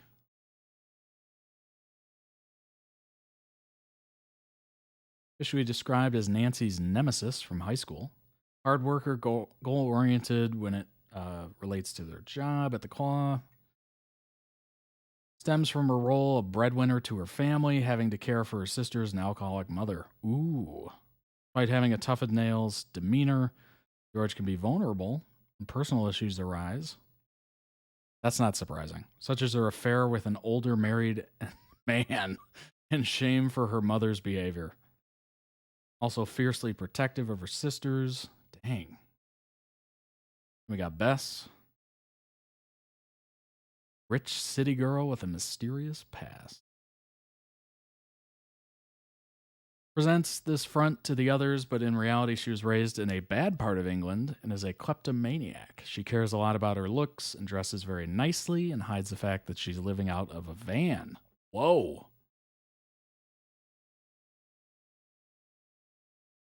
Oh yeah, her affair was Ryan, who is Nancy's biological dad. What? You want to talk about nemesis? Oh my gosh. She went for her dad. Wow. Well, that's something. Bess strongly believes in the existence of the supernatural and is also easily frightened by ghost-related events. Also been shown that she is a lesbian, as Bess only dates women, as shown with Elizabeth, ex-girlfriend, Odette, kissed an unknown woman known as Bess's date, casually dating Addie. Oh, went too far. Went too far. That is called Nick by everyone, fans and characters. I think it's because his height is noticeable, because he has a lot of scenes with Nancy and Bess and is taller than both of them. That makes sense. That makes a lot of sense. Honestly, it seems like a pretty good show. I'm glad I got 4 seasons and it, got a proper ending. I am so happy to see that, honestly. That is something we don't see a lot of today. As, if you're a fan of anything on Netflix, you know that. But, yeah, pretty amazing, actually. That's why season 1's tagline was set up like everyone has a secret. It had very trust no one vibes, but once everyone's secrets were out, that's how the Drew crew formed. Yeah, obviously, that's something I definitely took note of, is the fact that everyone seemed to have something going. Secret boyfriend, secret past, living out of a van. Everyone was just trying to keep up appearances or something. Everyone had a connection to the case. Bess stole the dead woman's ring. Whoa. They're all murder suspects, but then they solved it together. That's cool. I like that. The fact that they had to come together. Obviously, Nancy's the one that's out in front on that because she's good at solving mysteries, obviously. But, they each had their own different things that they could provide or offer. Talents, services, etc. Formed an agency afterwards. That's cool. That's really neat. Seems like an interesting show. Obviously, I've never, I never picked up one of the books or read any of the books. They are obviously popular. But it'd be interesting to see the perspective of somebody who is like a diehard Nancy Drew fan. So if you're a diehard Nancy Drew like book fan, let me know down below in the comments on YouTube. Did you watch the show? Were you interested in it? Did you read about it and then you became uninterested? Or did you watch every episode? Did you not watch the show because of a certain reason? Let me know. Let me in. Let me into your thought process there. Because I think it'd be fantastic to kind of get some opinions on that from people that are just so into the books, read every book or whatever. I think that'd be fascinating. Nick became a councilman for the town, so the evolution in the show from murder suspects to saviors was crazy. That's a pretty good arc right there. From murder suspect to councilman. Whoa. I wouldn't consider myself diehard. But I read a lot of them. Yeah, it'd be interesting to know just how many people were, just diehard fans of Nancy Drew. Because I did know of a few people that were growing up, and I just, it was just one of those things, they were always had a book with them. And I'm just like, I wonder what they would think about this. Did they watch it? Did they think it was cool? Did they not like it?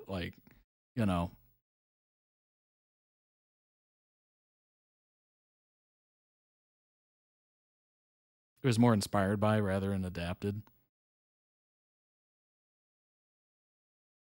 My girlfriend saw some, says nothing like the books at all. Yeah, that kind of makes sense.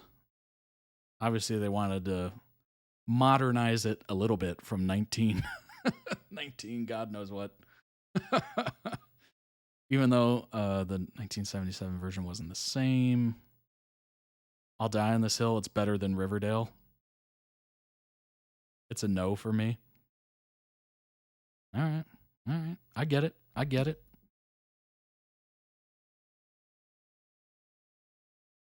Interesting. I keep forgetting to switch it over. Here we go. I'll figure out how to do this eventually. All right. Let's go ahead and shift it over here so we don't miss any of the TikToks. All right. Next on the list is ZeeNuNew TikTok compilation. Riverdale is trash, though. Oh, snap. Hot takes all around. Let's go ahead and check out this ZeeNuNew TikTok compilation, about 13 minutes long. So strap in. We have some information to go over as well afterwards. Shout out to the ZeeNuNew channel in Discord for all the information, and for Jace for putting it together. And also shout out to Luke for a lot of great links as well today.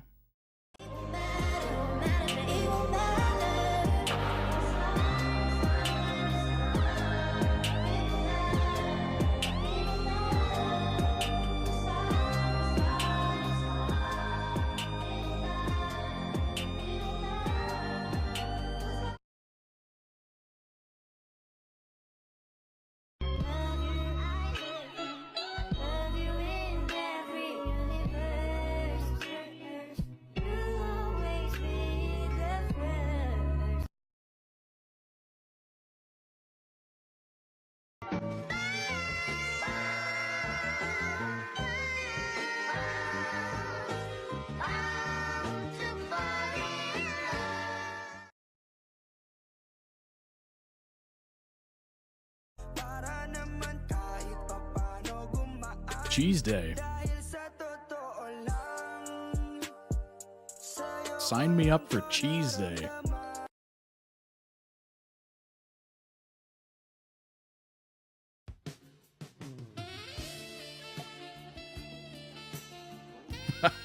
Sounds good, Luke. Thanks for hanging out.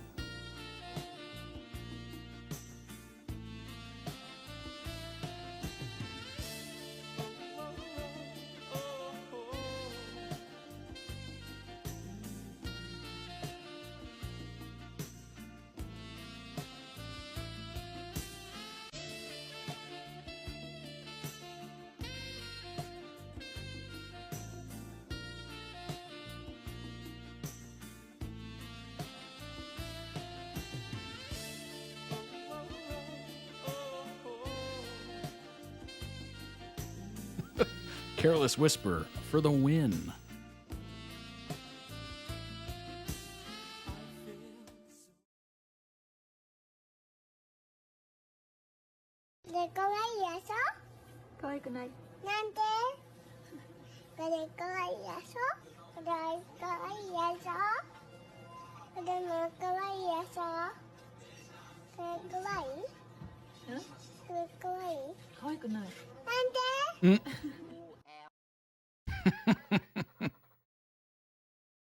Doesn't it bother you that all anyone talks about when they talk about you are the 7 husbands of Evelyn Hugo? No, because they are just husbands. I am Evelyn Hugo. And anyway, I think once people know the truth, they will be much more interested in my wife. Good night, Luke.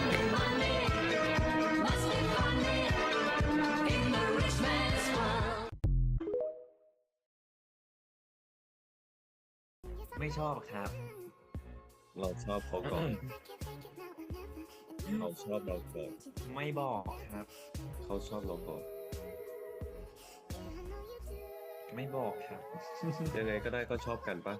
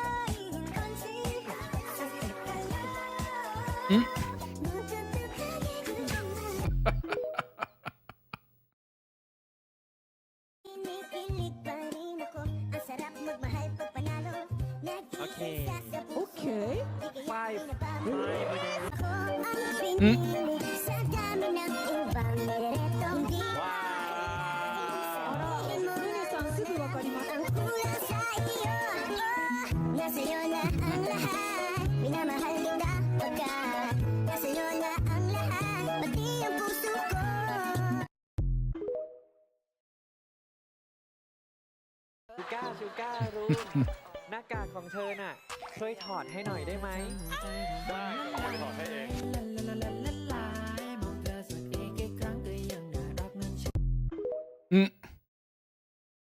Jump to.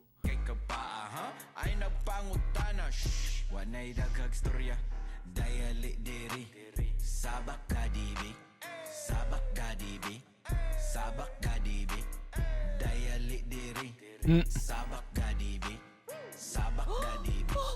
sabak gadibi. Oh my gosh.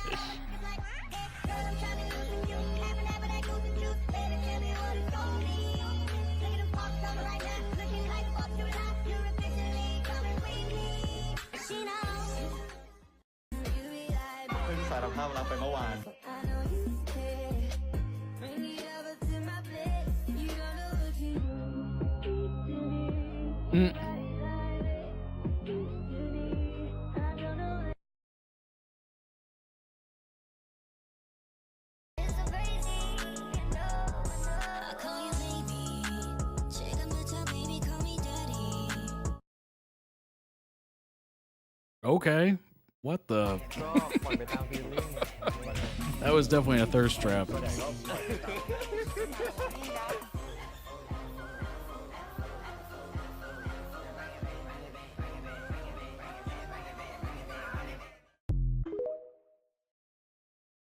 Boy, this took a turn, didn't it? It was like, oh, isn't it adorable, kitties and all that stuff, and just whoosh.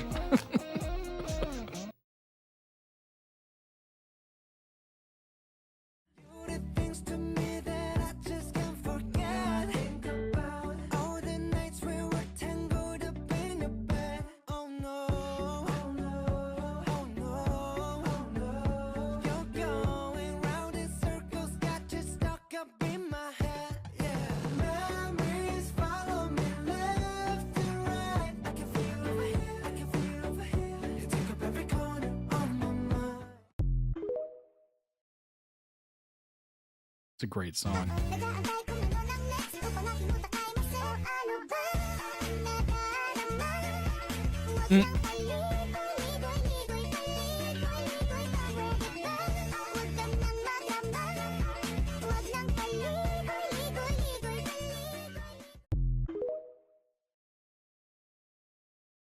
I don't know. I think they're in a relationship, aren't they? What's up, Keisha? Welcome, welcome.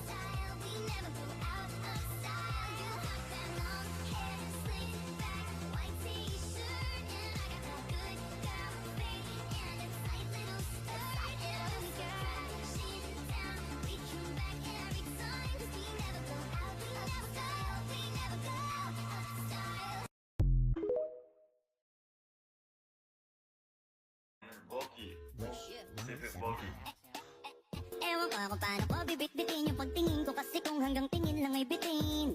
Ayoko rin naman ko kimkimin kasi mukhang hindi ko pa rin to sa'yo kayang banggitin. At baka istabin mo lang at di mo pansinin. Just out there be on the lookout for Captain Cyberhow, cause he's saving how. Should I save how? I wanna be saved. Oh, okay. I did watch quite a few seasons of that show. Obviously the US version. Blake Shelton, Adam Levine. It's such a great romance. It was awesome.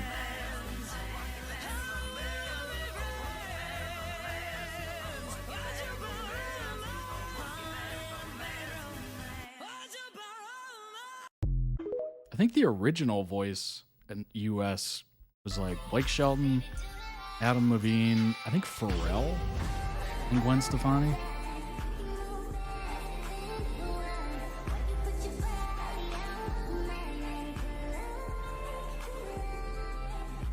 Masked Singer.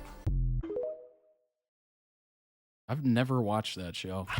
And all the girlies say I'm pretty fly. I think I've seen snippets of it. But never like a full episode.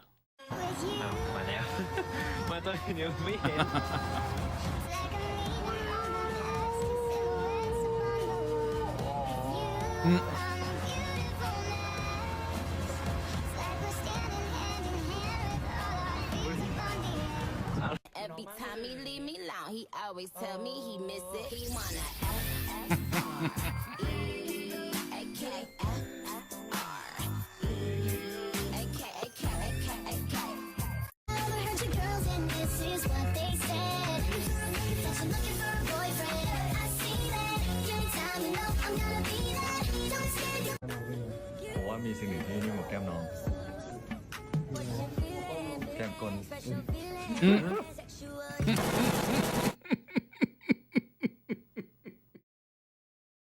That was funny.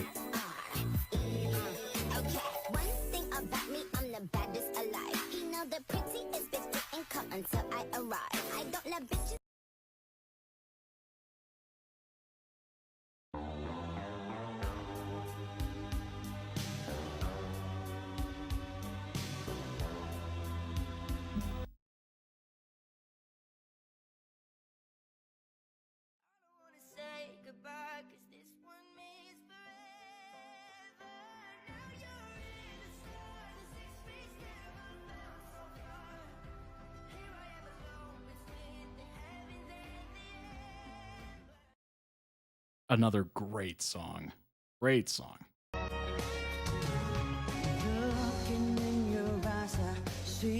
Oh, another great song.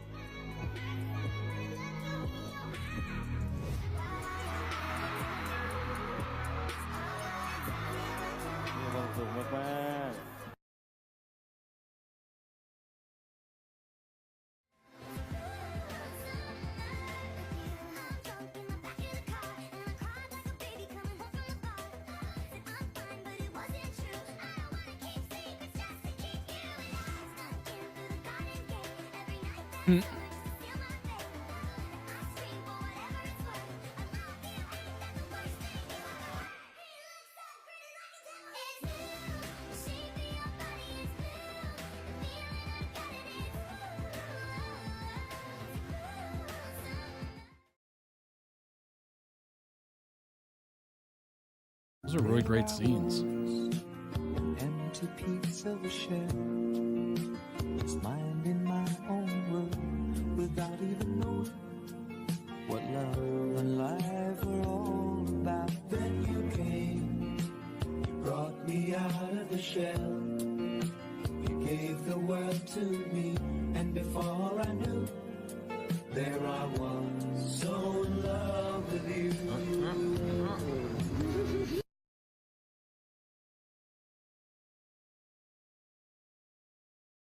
There we go. Excellent. Excellent compilation. Obviously some thirst traps thrown in there. Kind of took me by surprise. I shouldn't be surprised, but it kind of did. But let's go ahead and bring up the document, the famous document. I did nothing right there. Wow. All right, there we go. Now it's being brought up. I think this is where we left off, if I'm not mistaken.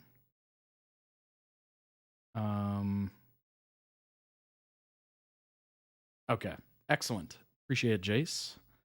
Link includes several reactions to the onstage fan kiss, including Domundi Boys in the stands. Go ahead and bring it up. I think the sound is going to work here. I have no idea. Yes, it is. Okay, cool.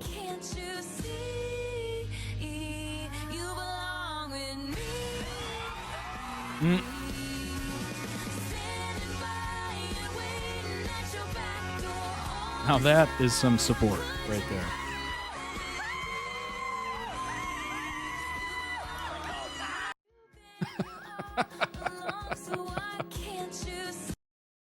That's amazing. Spicy as a ZeeNuNew staple. When interacting with fans after the concert day 2, they asked about the fan kiss. Oh no. In Discord. Let me see. Actually, no, it should be able to open an app. All right, let's see if I can bring this up real quick.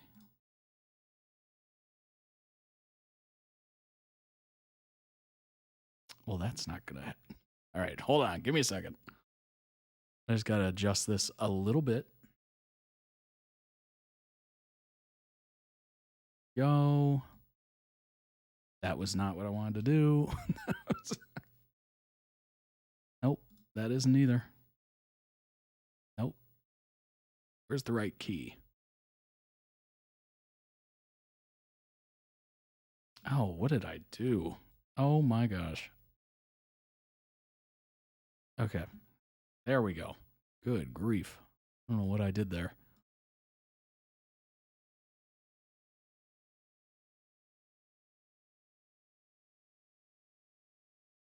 Okay. I think I did it.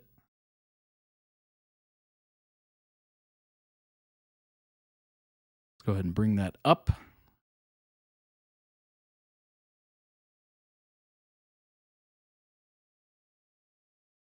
Oh. Open it in the browser. Okay.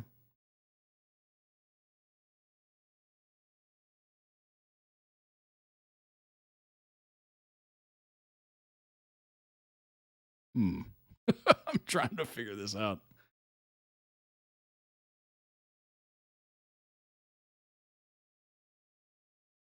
Did you guys really kiss? ZeeNuNew. What does that say?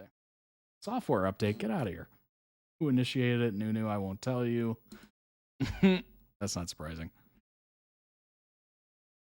That's not surprising at all.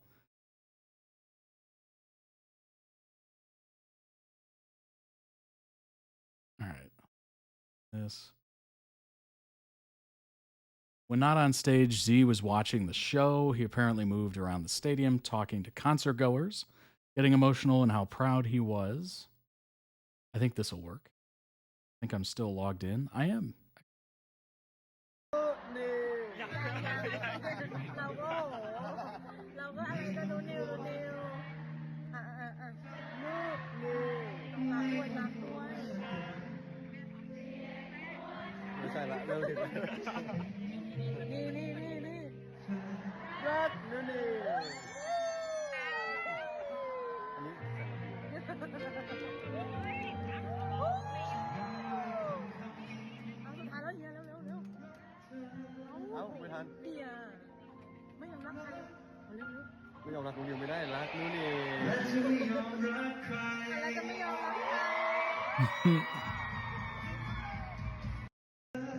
That's awesome.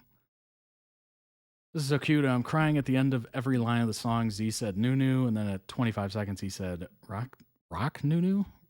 All that while looking at New so fondly. Man, Rui so in love. Next one. Z going around watching New from different areas of the arena and also interacting with guests and hyping them up for the concert. Actually really cool. The fact that he was moving around. That's really neat. Can you imagine? You're just sitting there and then all of a sudden he's just behind you.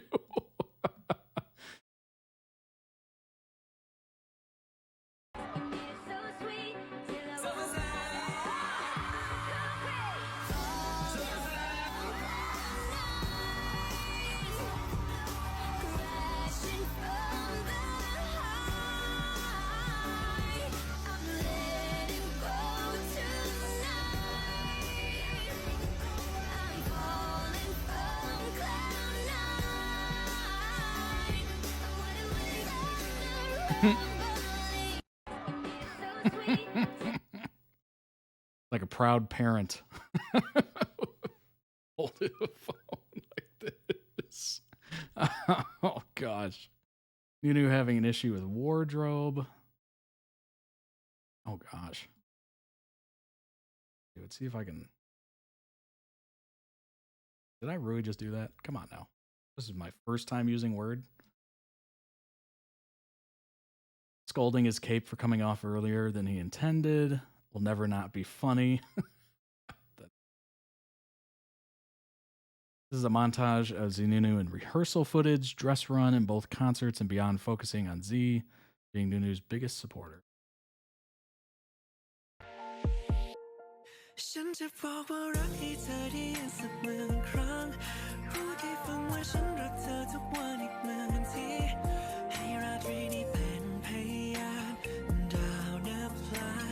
There's probably a lot of prep for this. 2 days worth?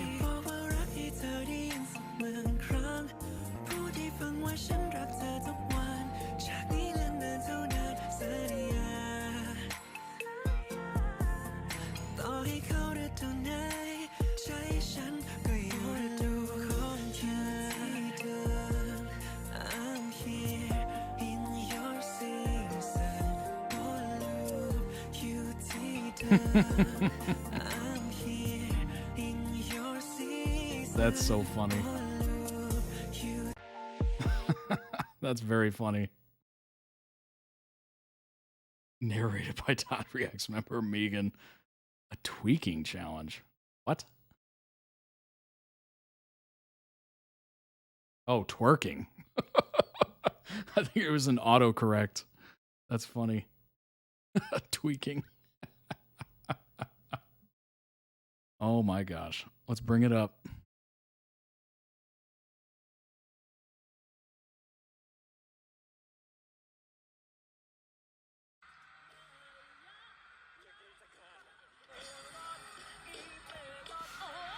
Oh my god, ZeeNuNew. It's about to take.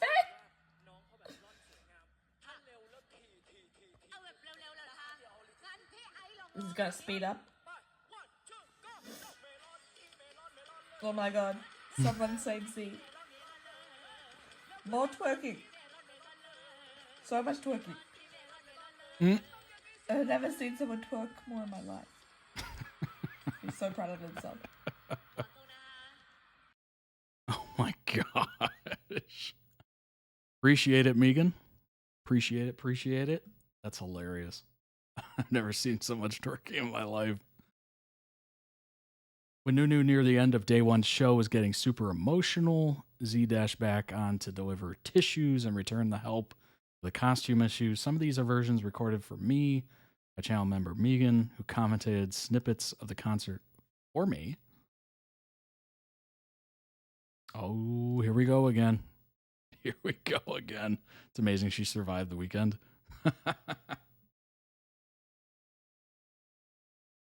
Here we go. Bringing it up. Baby crying.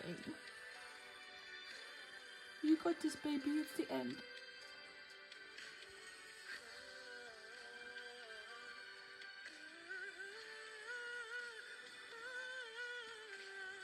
Slay, baby. Oh my god, the tears. Just streaming down his face.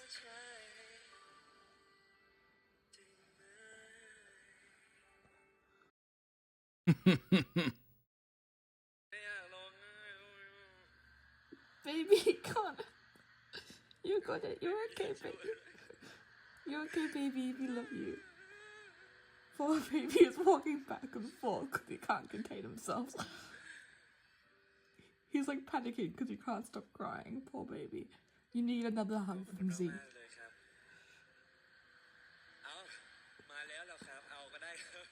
Bringing him tissues? Yes, good idea. Is it here? Oh my god, it's here. I knew it was here. Just what he needed. I'm gonna freaking cry. Now Z runs off stage. Runs off stage. Oh my gosh.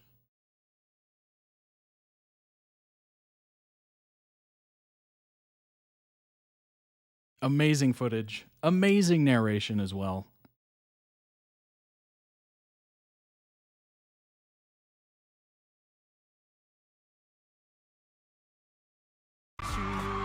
Oh, this is that same scene.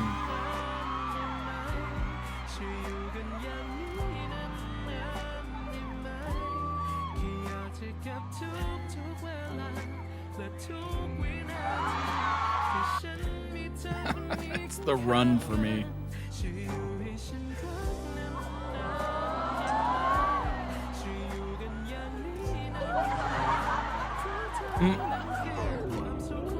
Uh-oh.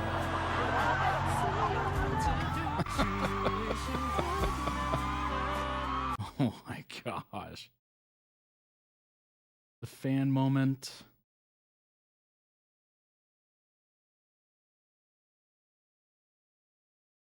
Megan's commentary was A+. Here we go. Filming this because I decided you need to see it. Oh my god, that's the end. I just missed. Oh my god, boys. Oh my god, it's the end. I just missed. That's funny. That's very funny. ZeeNuNew, Z, balloons, and Megan saying something.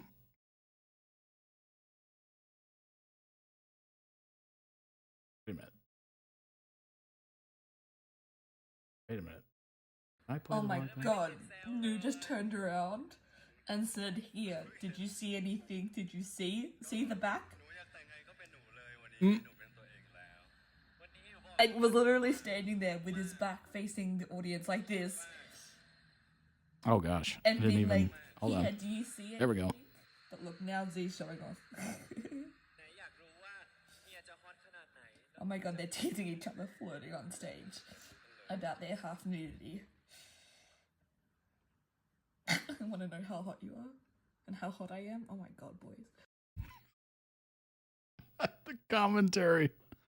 The commentary. Oh my god. That's amazing. Filming this because I decided you need to see it.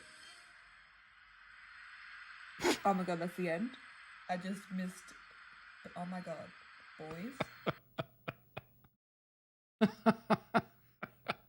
That one to me is very funny. That is extremely funny. Oh my gosh. All right.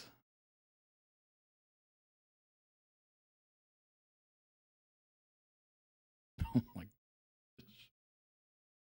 ZeeNuNew's and Z's hands in close up on day one. Both are wearing the Bulgari rings they bought one another.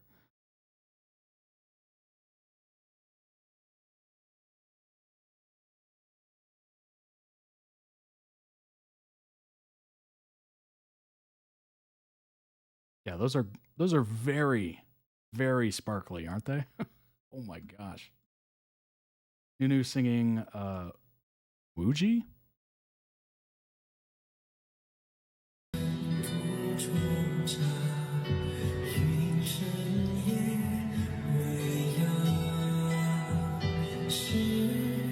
so much fun watching the concert with the others on Discord. I bet it was.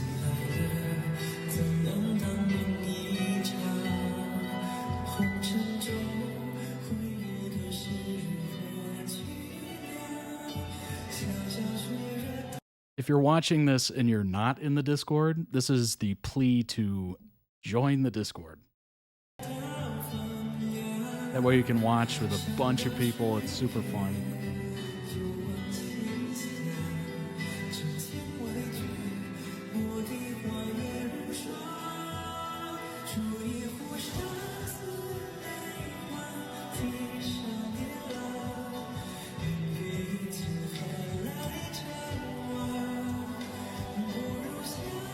What's up, Amos? Welcome in, welcome in.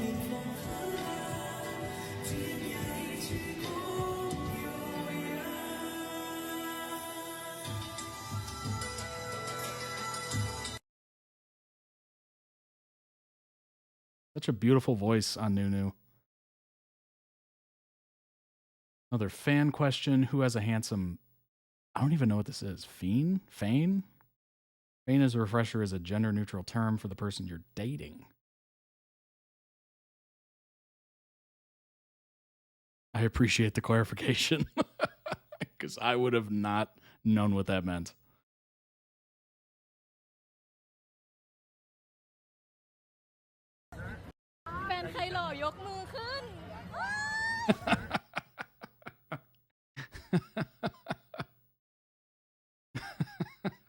That auto.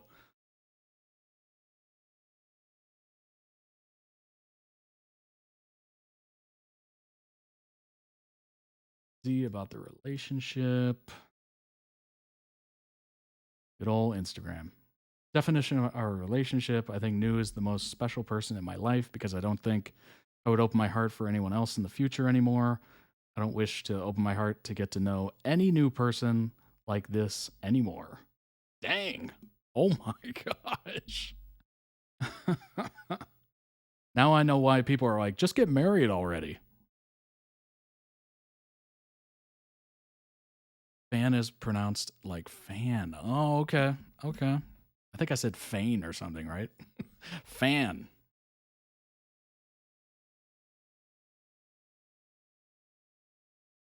Sounds similar to fan. Gotcha. Why many Thai celebs don't call them fans in English? Right. It's a little bit different meaning. He said everyone else can go home. This is the one for me. Right. Exactly. Seeing ZeeNuNew at the T-Pop Festival in October. Dang. You're going to have to give us some inside scoop. That'll be awesome.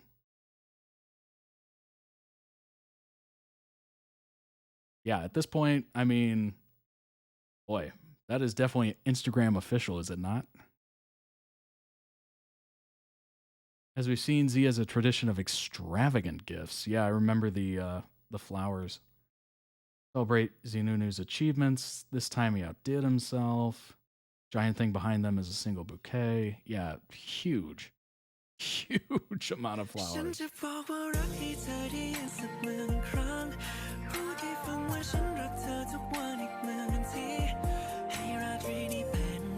That is unbelievable.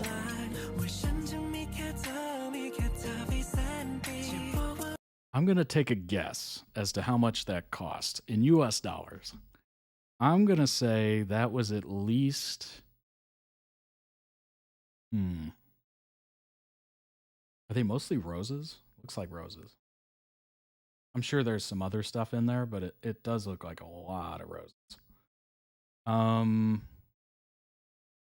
Gosh. Yeah, I would say definitely over 500. Probably closer to 1,000.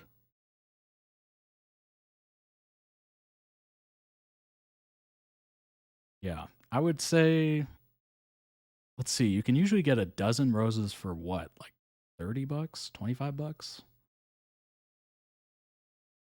That's probably quite a few. 520 roses. Oh my gosh. Oh. Yeah, that's definitely 1,000, if not more. Oh my gosh. That is a lot of roses. Holy cow. Oh my gosh. Good grief. We need a group trip with Megan in charge of filming, commentating. That's so funny. Yes, that is. I totally agree with that. Which in Chinese symbolically means I love you. Oh, okay. Huge accomplishment deserved a huge bouquet. That makes sense. There's a video of in there of it being put together, the work that went into it.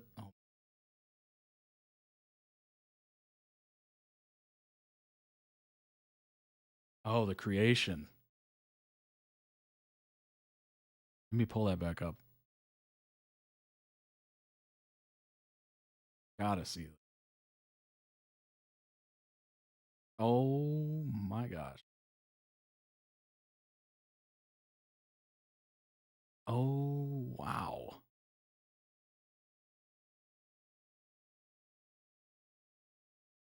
Look at how many people are working on it. Little self-promotion there on the bow. I see it. I see it.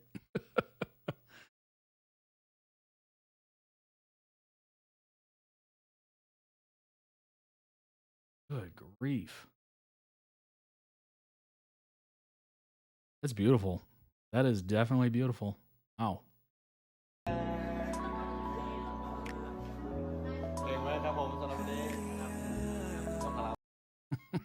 I love the fact that they're laying on it, basically. That's so crazy. That's unbelievable. Can anyone tell me these are fake flowers or real? Come on now. Come on now. You think he's getting a bouquet of fake flowers? Come on. There's no way. There's no way. Oh my gosh. All right, let's hop into the last video of the week. I've got to go get some groceries before the store closes, which would not be a good thing. Last on the list is Interview with a Vampire. It was actually made by a ToddReacts.com member. Interview with a Vampire runs in the family is the name of it. Let's go ahead and bring this up. Make sure it's actually in frame. That would help. Here we go. My friend has problems with winter and autumn. They give him prescriptions. They shine my lights on him. They say it's genetic. My very they say nature. you can't help it. They say you That's didn't the catch devil. it. But sometimes you're born with it. My friend has That's why I plenty. don't Gets take shakes it in like the baby night, and they say I'm that lost. there's no way that they could I am have got it. cursed. Parents couldn't get it in the house. I bet. I'm burdened with my maker's thumb. And I play the little girl. What is inside of me? Who can I blame for it? I say it runs in the family. This family that carries me to such great Yeah, lengths. To but with no open my legs secrets. up to anyone who would have We me. were a It happy runs in trio. the family. I come by it I honestly. see the best of my vampiric self in her. In many ways, they were more like each other than they wanted to admit.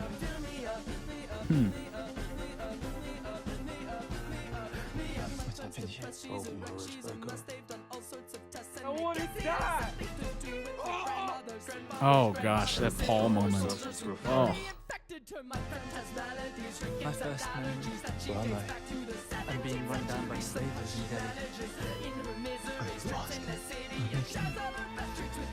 One dark thing after another. Maybe I seek it out. Because even in between the dark things, there's something broken in me. As long as you walk the earth, I'll never taste the fire. You understand? Me and you. You and me. Me and you. You and me. Good grief. The vampires out there are vicious. He said the vampires out there are vicious. stop was right. He kept me for a week. Well, he didn't keep you under floor holes for a week. Oh boy. I fought him. Kicked him. Oh, too bad. Maybe. I didn't want this. Remember this? This is why we never get close to more. You could tell from the look on the Scout's face. The last thing she saw on her was him.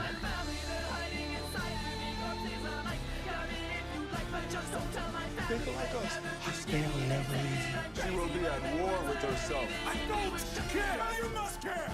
Her mind and her spirit will age, but the world will treat her as she is now, and she will be miserable, and you will love her, and it will spiral beyond your reach. Because you are a mistake. Wait, isn't that was Stat's fault for turning her at a young age? Look at her. Beautiful little daughter. You will regret this for the rest of your life. Yeah, that's a good point. Reminds me of Margarita Life videos. Very well done. Oh my gosh. Louis convinced him? Oh gosh. Well, that's not good to hear.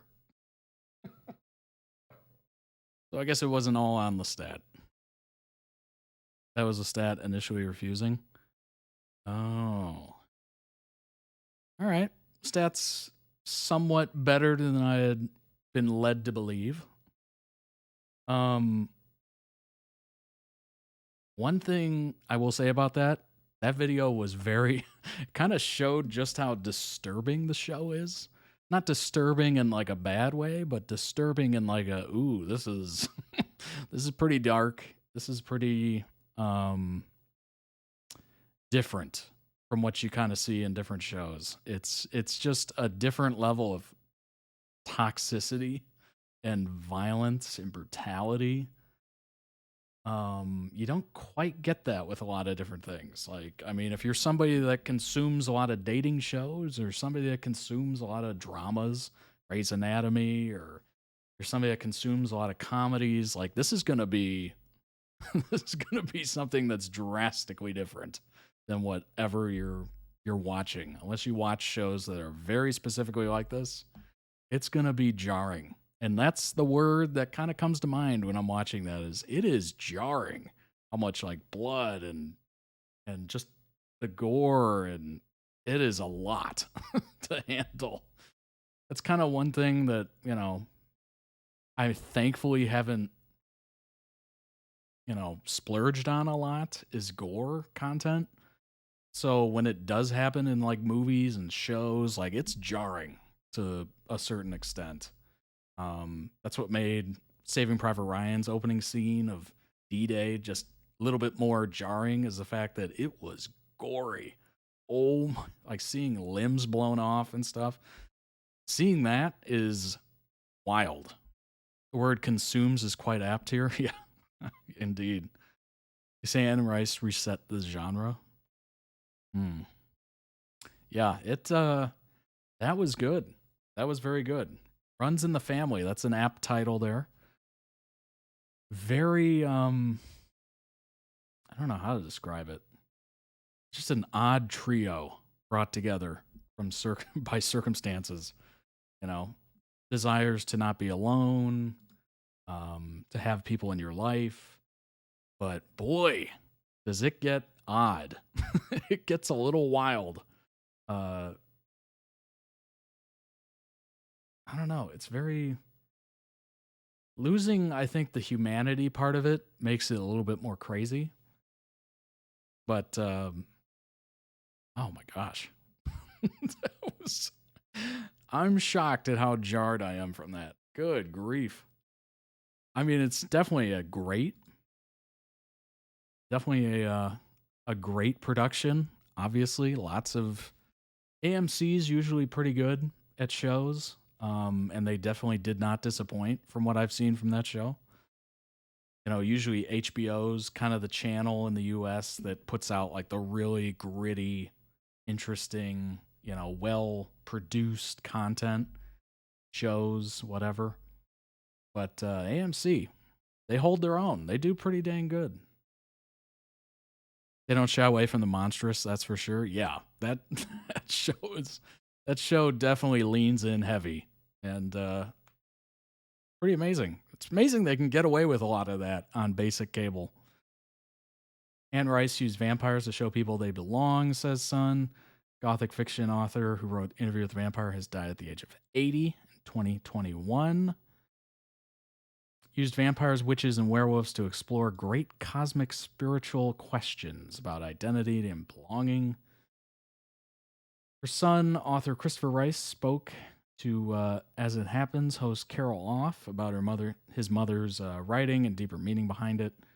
She really defies categorization, doesn't she, as a writer? I mean, they say she's the vampire writer, the Gothic stories writer, but you must be getting so many people responding to her work and her passing with their own views of what she contributed. And then Christopher says, I like to say she was a one-woman army against mediocrity and convention.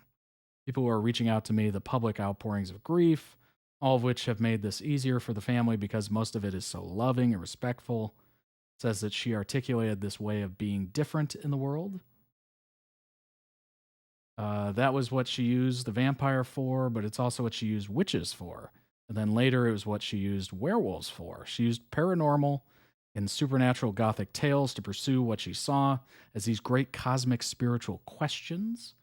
And then the long arc of the Vampire Chronicles novels, we see the vampires coming to that understanding. And there is a moment in Prince Lestat, which was her return to the series, where she has the character Louis, who begins an interview with the vampire in total dread and alienation, and despair over the grief of having lost his brother, and then the horror of being turned into a vampire creature that must take the life to live. By the time he arrives at Prince Lestat, where he has a moment in the garden of his home where other vampires are gathered, when he realizes, I belong. If I was created, I belong. I think that's why her work transcends for so many people. He said Anne was about defiance. She was about defying the things that could hold us back and hold us down. Interesting. Anne Rice's queer supernatural world was a gift. Anne Rice changed my life, particularly as a queer person who barely saw himself represented in the kinds of fantastical fictional landscapes that I loved. I know I was hardly alone in this regard. Came out between 76 and 88, but it was the early 90s that the books, now packaged as a trilogy, really took off with readers.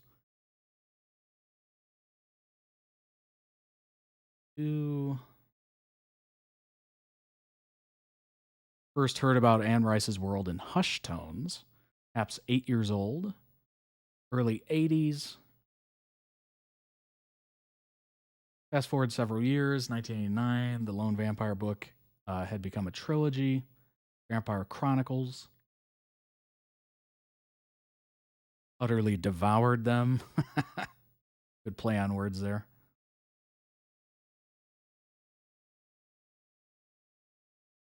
Love the tale of the vampiric family of the first novel, particularly the tragedy of the undead child Claudia. Agreed. Christopher Rice did say you're gay without saying you're gay, and he tweeted, I'm Anne Rice's son. That's funny.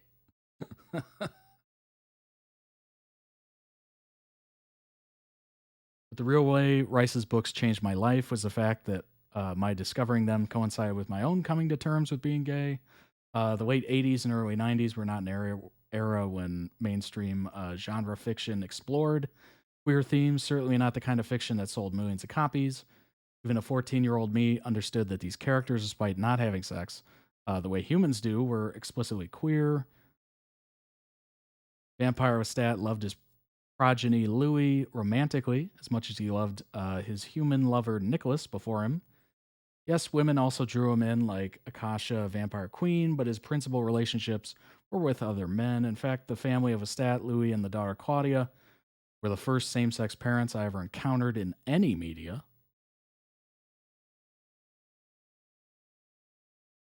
And with that queer subtext explicit, it shaped how I viewed my sexuality at a vulnerable age.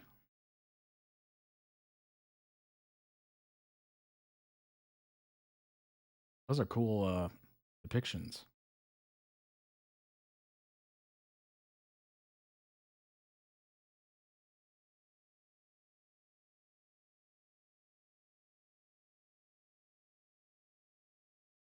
Characters seem real to us because they are real to her. She'd often elaborate about how she'd look at the world around her, wonder what Lestat or others would think of something she'd read or experienced. She used real-world locations in her novels. That's kind of cool. It makes it more real and makes it come alive, if you will. The point of where the entirety of her Witching Hour book took place in her own Garden District mansion in New Orleans. That's a cool, wow, what a beautiful Victorian, huh? New Orleans has a lot of houses like that.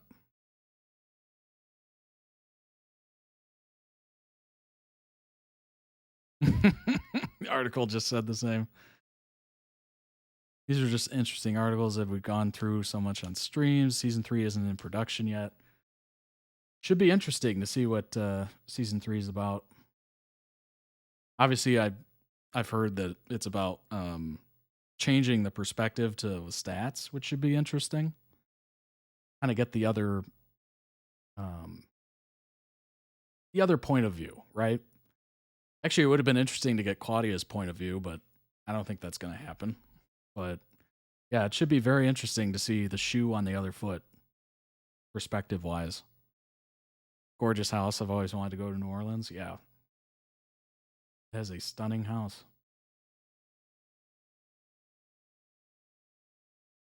Wow. All right.